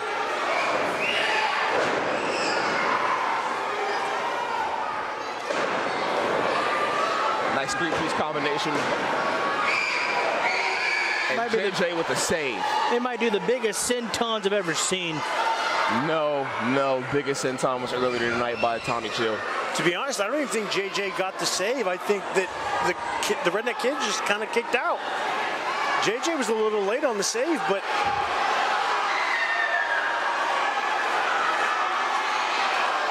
at some point, I don't think there's going to be much left to save. Oh, they're going for the crucifix bomb again. Robbie fights out. And Pat clotheslines Crosshair Kelly.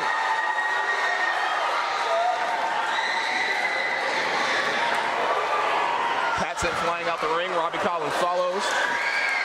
And JJ going for that frog splash. JJ DeVille, the glory hound, coming to get his.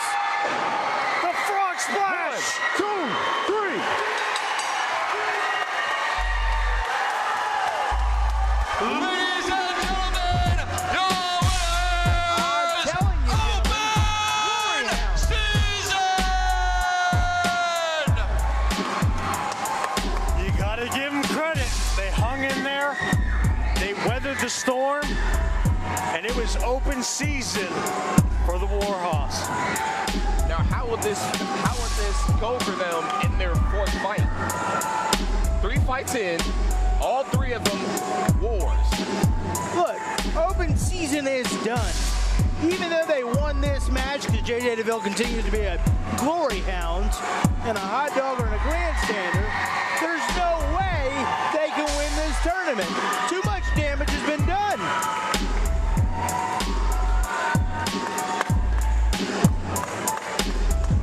All I know is this tag team that was thrown together on crazy circumstances is still advancing in this tournament. And Warhorse is frustrated. Crosshair Kelly tearing his hair out.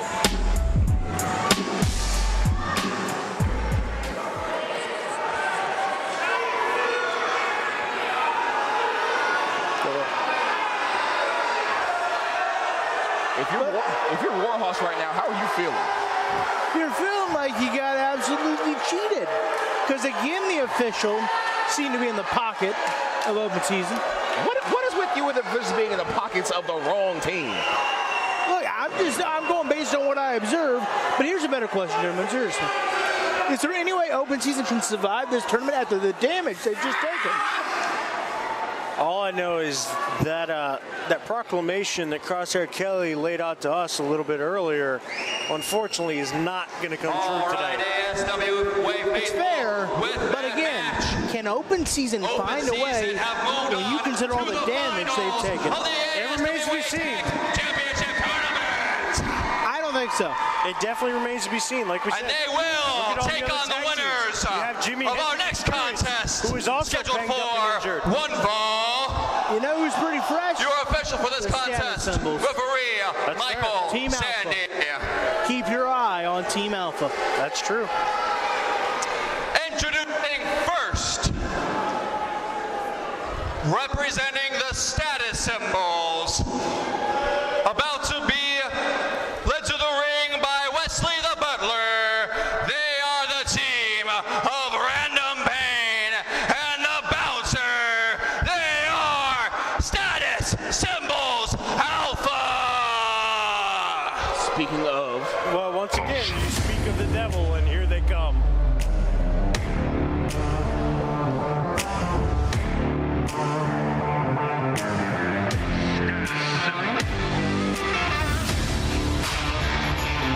The biggest smile on his face he could possibly have. Go figure. The Bouncer's still feeling that beat down. He took the answer to the Republic.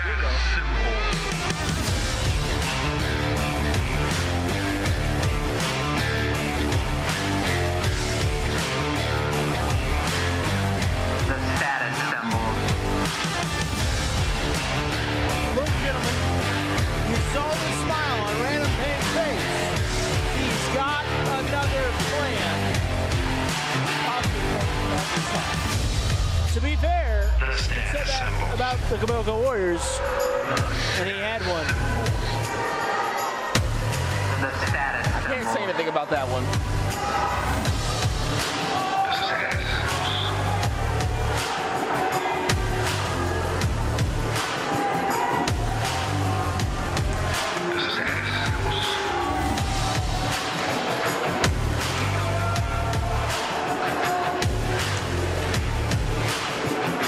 The status symbol. And their opponents, at a total combined weight of 525 pounds, they are the team of the Living Nightmare, Jimmy Lee and Kenny Hendricks. Together they are the Jimmy Hendricks Experience. Going into this match, how do you think Jimmy Lee's going to be with his arm?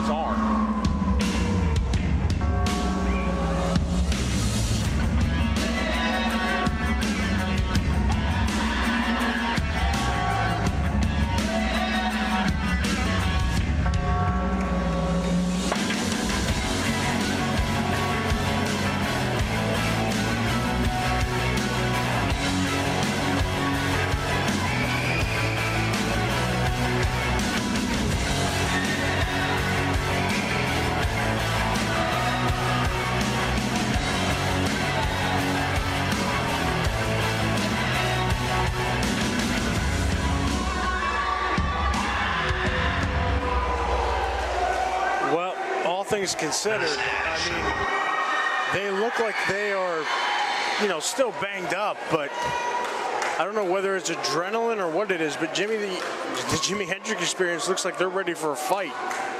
But here's the thing about adrenaline, Hot Wheels. It wears off. And when it wears off, Jimmy Lee, as we know, Brother Bear, he's a wounded man. You got to think the odds are long. Jimmy Lee is anything but a man. Once again, throwing his jacket. That's him putting the line in the sand. I think considering the chair shot he took, I think it's fair play. But you got to imagine this is it's a very lucky roll of the dice for the Status Symbols Team Alpha. Well, look, as much as you may say fair, keep in mind, Jimmy Lee in the first match continued to throw his jacket. I'm actually shocked to see Random Pain start the match.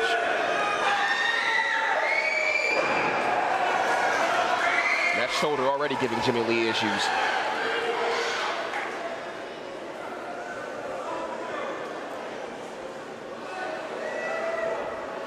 Jimmy Lee looks like he's very banged up, but he's ready to fight, as we said. At this point, I think it's just a matter of pride.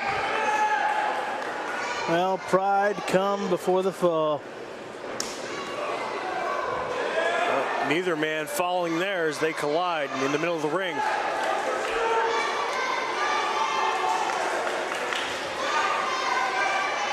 Random Pain and the Living Nightmare have such a long, storied history. These two know each other like the back of their hands.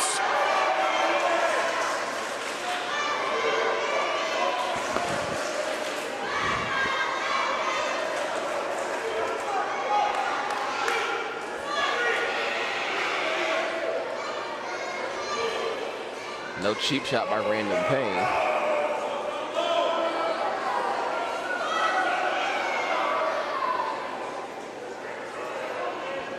You can tell that Random Pain and Jimmy Lee, again, they just have such a familiarity with each other. I'll give Random Pain credit on not rushing into this kind of fight. He's going to be feeling that one in the morning. Well, these two being against each other, Brother Bear, feels like a tale as old as time. You can just tell the history.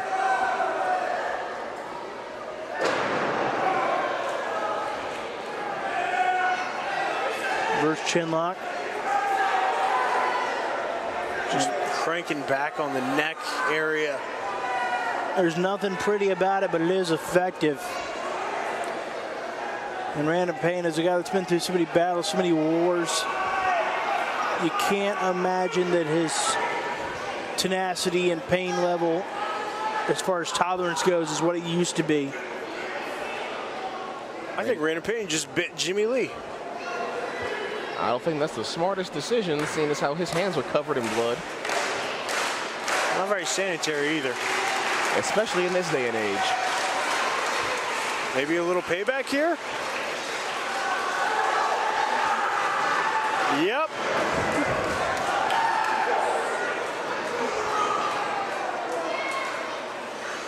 Turnabout's fair play. Oh, that is sadistic.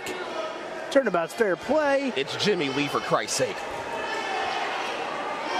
And yet these people cheer him like he's a hero. That's because he's not some stuck-up snob at the Status Symbols.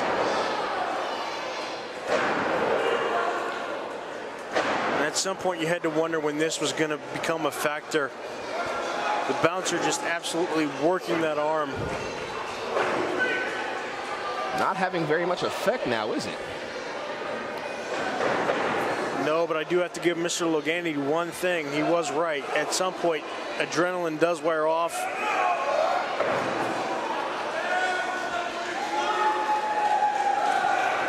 And how much longer can Jimmy Lee keep this up? And that, to drive that shoulder into the turnbuckle area, could have been the worst thing that happened to Jimmy Lee. just when it felt like he was fighting through the pain, it gets re-aggravated. And Brandon Payne, being the master strategist, goes right back to work on it. And our feelings on Brandon Payne aside, all three of us, you have to own up to the fact that he is a competitor. He has to take advantage of that injury. Absolutely. Probably the smartest mind in this company right now.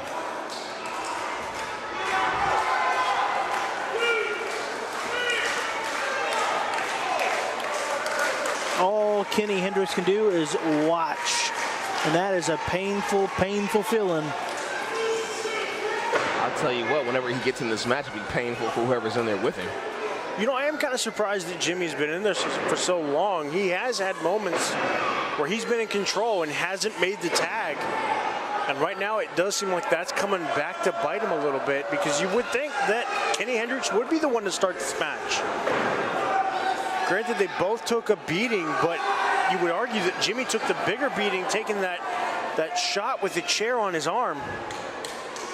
That's probably why Jimmy's starting this match. He has a score to settle. He wants to cause pain. But Hot Wheels, you said it. You said it. Pride. Jimmy Lee's pride will not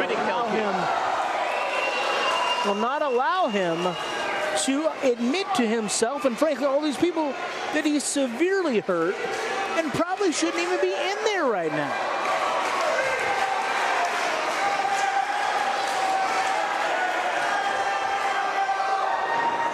Finally, hot tag to Kenny Hendricks. And Brandon Payne felt the pain there, no denying it.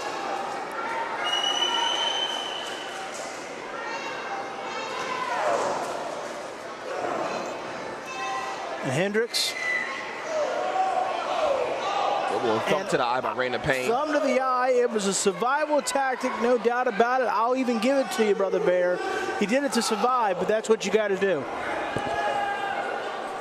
If your opponents are Jimmy Lee and Kenny Hendricks, I would assume so. Now they're doing the same isolation game they had on Jimmy. And what a chop by the bouncer. Suddenly he feels fresher than daisies.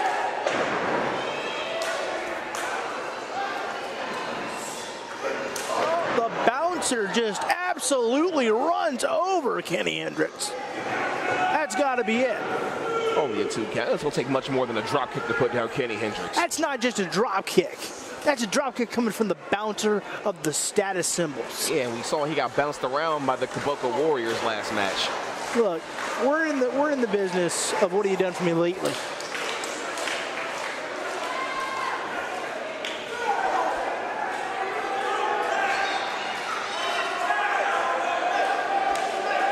Referee Mike Sandy that's having control in the match. Disrespectful. Just rip the bandana off of Kenny Hendricks' head. Yeah, but he's still in the match. Why is the ref not kicking him out? We're past the 5 count here, sir. He should be out. Look, you got to let these two teams settle in the ring. It's not fair to be called a disqualification. These two teams have such bad blood, obviously. The referee's got to give us some leeway. Anything be on the status symbol side, huh? I'm not on the status symbol side. I'm saying that these fans have paid hard-earned money to see this match come to a conclusion that is fair and that is decided by the competitors. Nobody wants to see the referee decide anything. As a Buckeye fan, I think you'd understand that. Again with this Buckeye nonsense. Are you not a Buckeye fan? That's besides the point, sir. Okay, then it's not nonsense.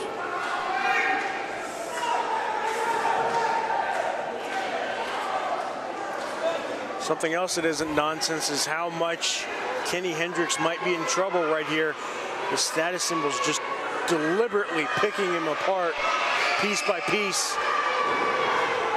And right now, unfortunately, Jimi Hendrix is not doing his tag team partner any favors, arguing with the ref.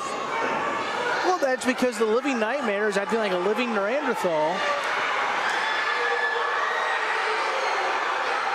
Ref, turn your back. The ref would turn his back if Jimmy Lee wasn't acting like a maniac. He's got to throw it out.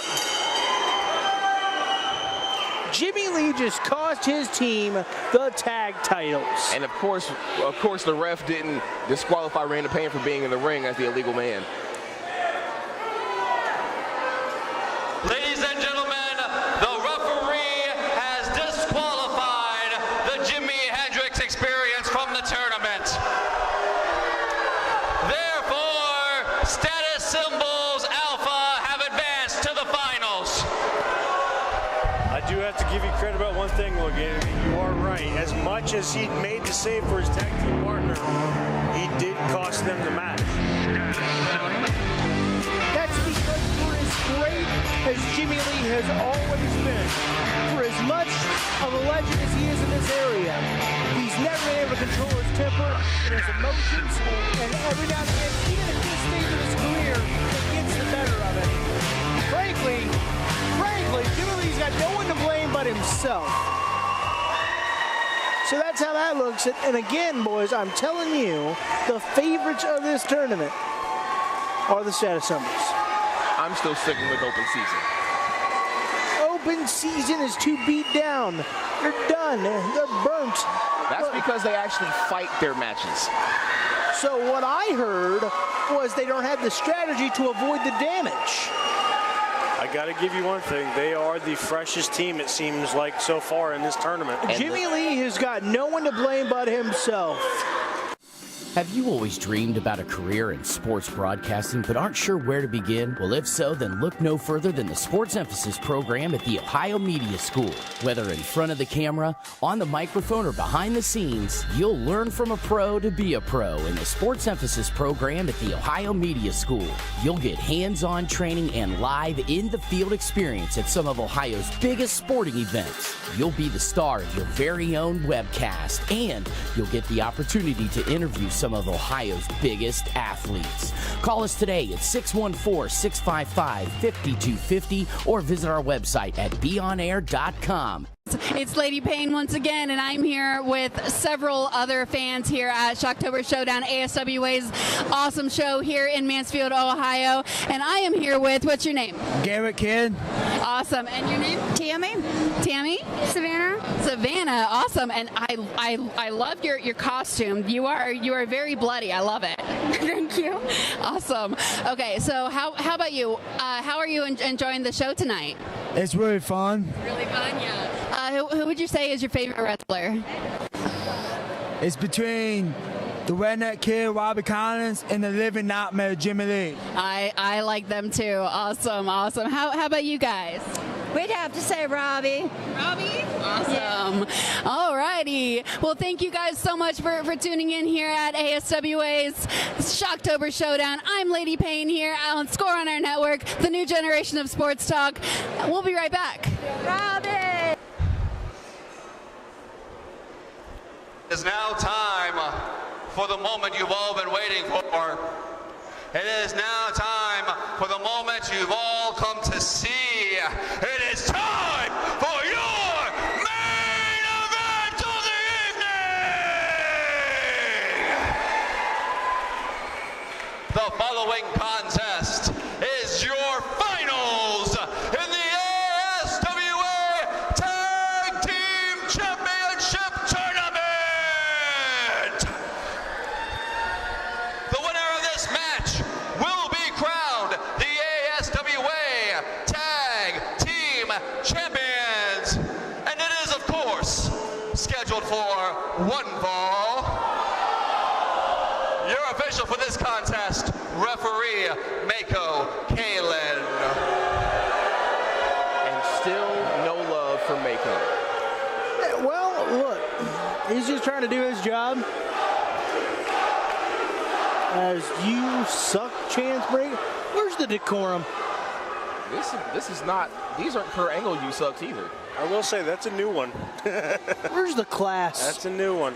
Introducing first, from high atop Status Towers, representing the Status Symbols, Random Payne and the Bouncer. They are Status Symbols Alpha. Here's my pick, boys. Well, yeah, third and final match of the night. Let's see how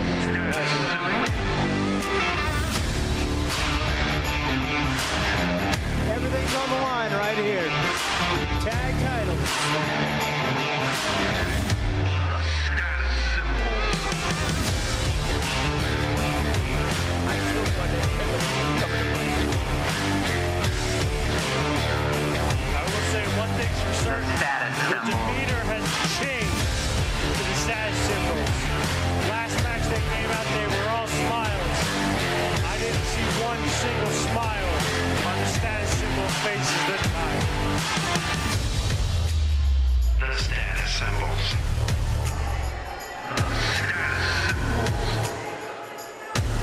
The status symbols. The status symbols.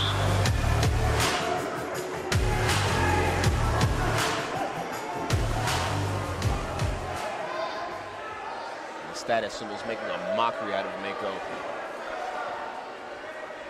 Well, that mockery may lead to championship gold here in just a moment.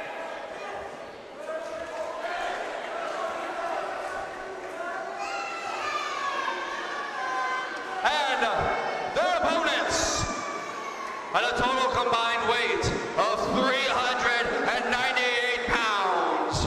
They are the team of the ASWA Universal Champion, J.J. DeVille, and the Redneck Kid, Robbie Collins. Together they are Open Season! And here's my pick to win.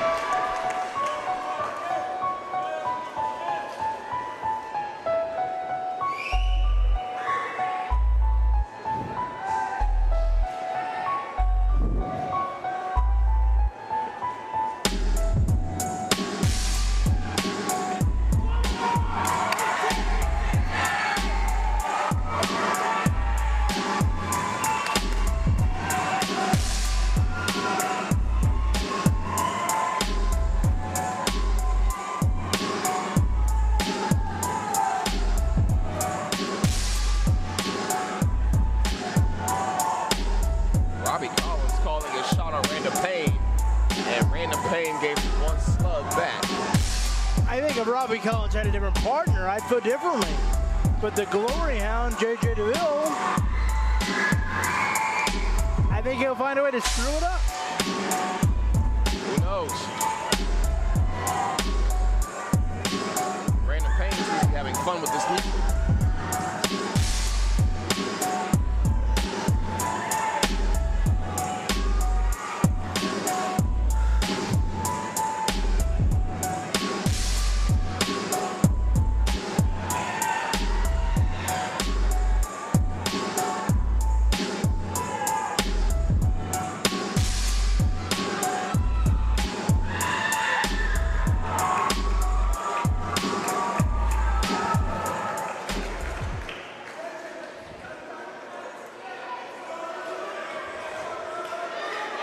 Well, it comes all down to this. Can not only Open Season get the win. Oh, here comes Barry Hardy. This thing working? Commissioner Barry Hardy to say right. something. All right, that's a little better. Little surprise for you guys. This match right here is now a no holds barred. Wow.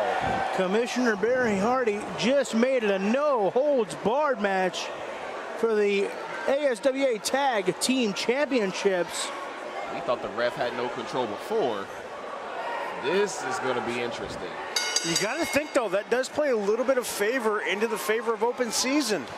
They can now do whatever they want. They can add some advantages to kind of take over the fact that they've had to have some grueling matches over the last couple of matches. That being said, status symbols can also do everything they want to do, and it'll be legal. That is fair. Which means keep your eye on the other team. I know they're not out here right now, but they could be. Yeah, you have to wonder. Team Beta. You have to wonder how long before the rest of the status symbols make an appearance. If the rest of the status symbols show up, then I can only suspect Jimmy Lee will show up.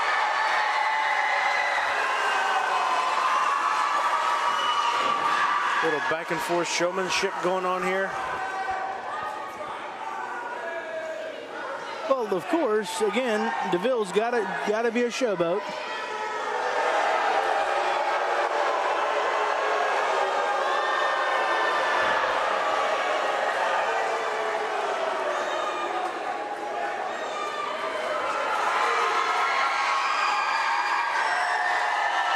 Fan favorite Robbie Collins. Doesn't even have to raise his hands.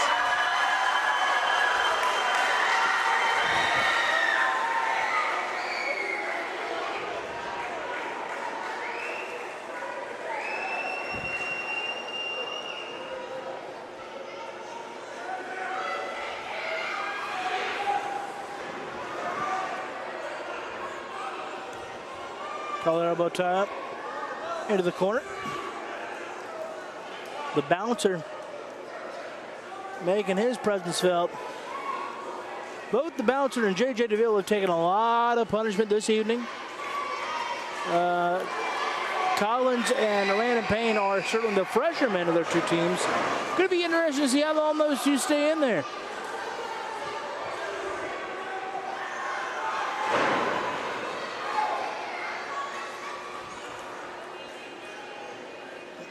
J.J. DeVille wiping the sweat on referee Mako.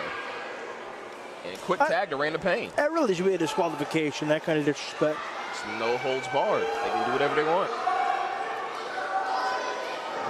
Does that mean we can lack class?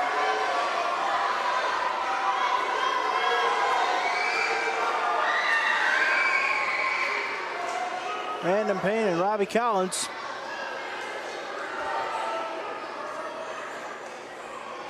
Collar elbow. In the back of the corner. You would assume that Random Payne has the strength advantage, but you certainly have to give the quickness advantage to Collins. Nice filling out process here. Random Payne, the grizzled veteran. Let's not forget that Collins is the redneck kid and his uncle is Kid Collins, so he understands veterans. Nice atomic drop.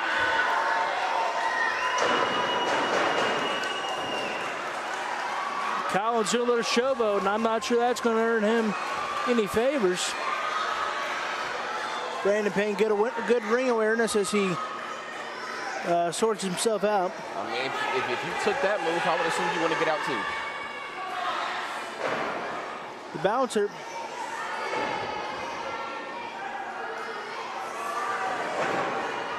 Slings Collins along. The bouncer's a big man. Talk about showboating. Spear to the referee. The official's been taken out. What a spear. Unfortunately, the official is down. No holds barred, though. It doesn't matter. This match won't end in disqualification. But somebody's got to make the count, Hot Wheels. You got me there. But for right now, it's an all-out brawl now. This could be anarchy.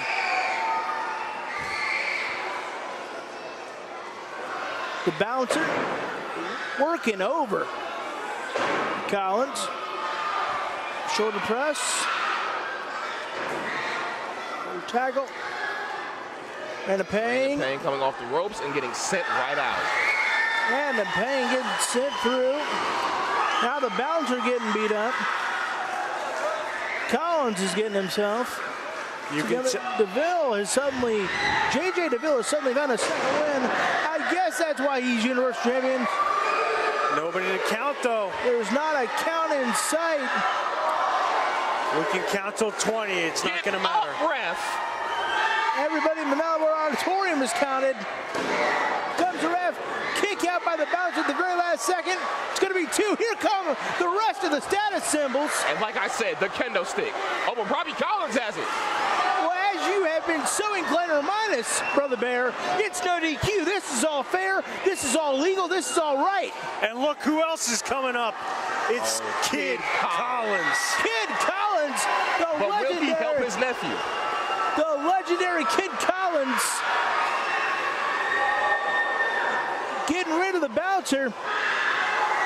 Is he really making the save on Robbie? And getting some Random Payne, the legendary Kid Collins making his presence felt. And they had their falling out at ASWA Rebirth, but family is forever, I guess is what we're finding out. Is blood really thicker than water? What is that in the... What is that? I knew it. Kid Collins just blinded his own family. It was too good to be true. Kid Collins on the take with the status symbols. I tried to tell you, gentlemen, 1, 2, 3, we got new tag team champions. The status symbols. Random Payne had a plan. Kid Collins just cost his own nephew the tag title. And new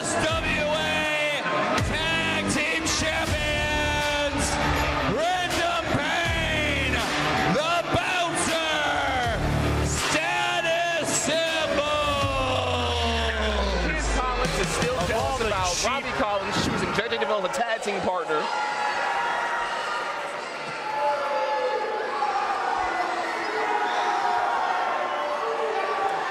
Kid Collins made his presence felt. Apparently some bitterness still lingers.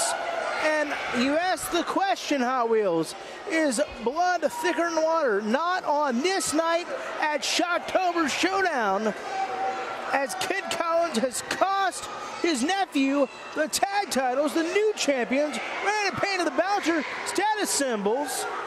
I can't believe what I'm witnessing. Whoa!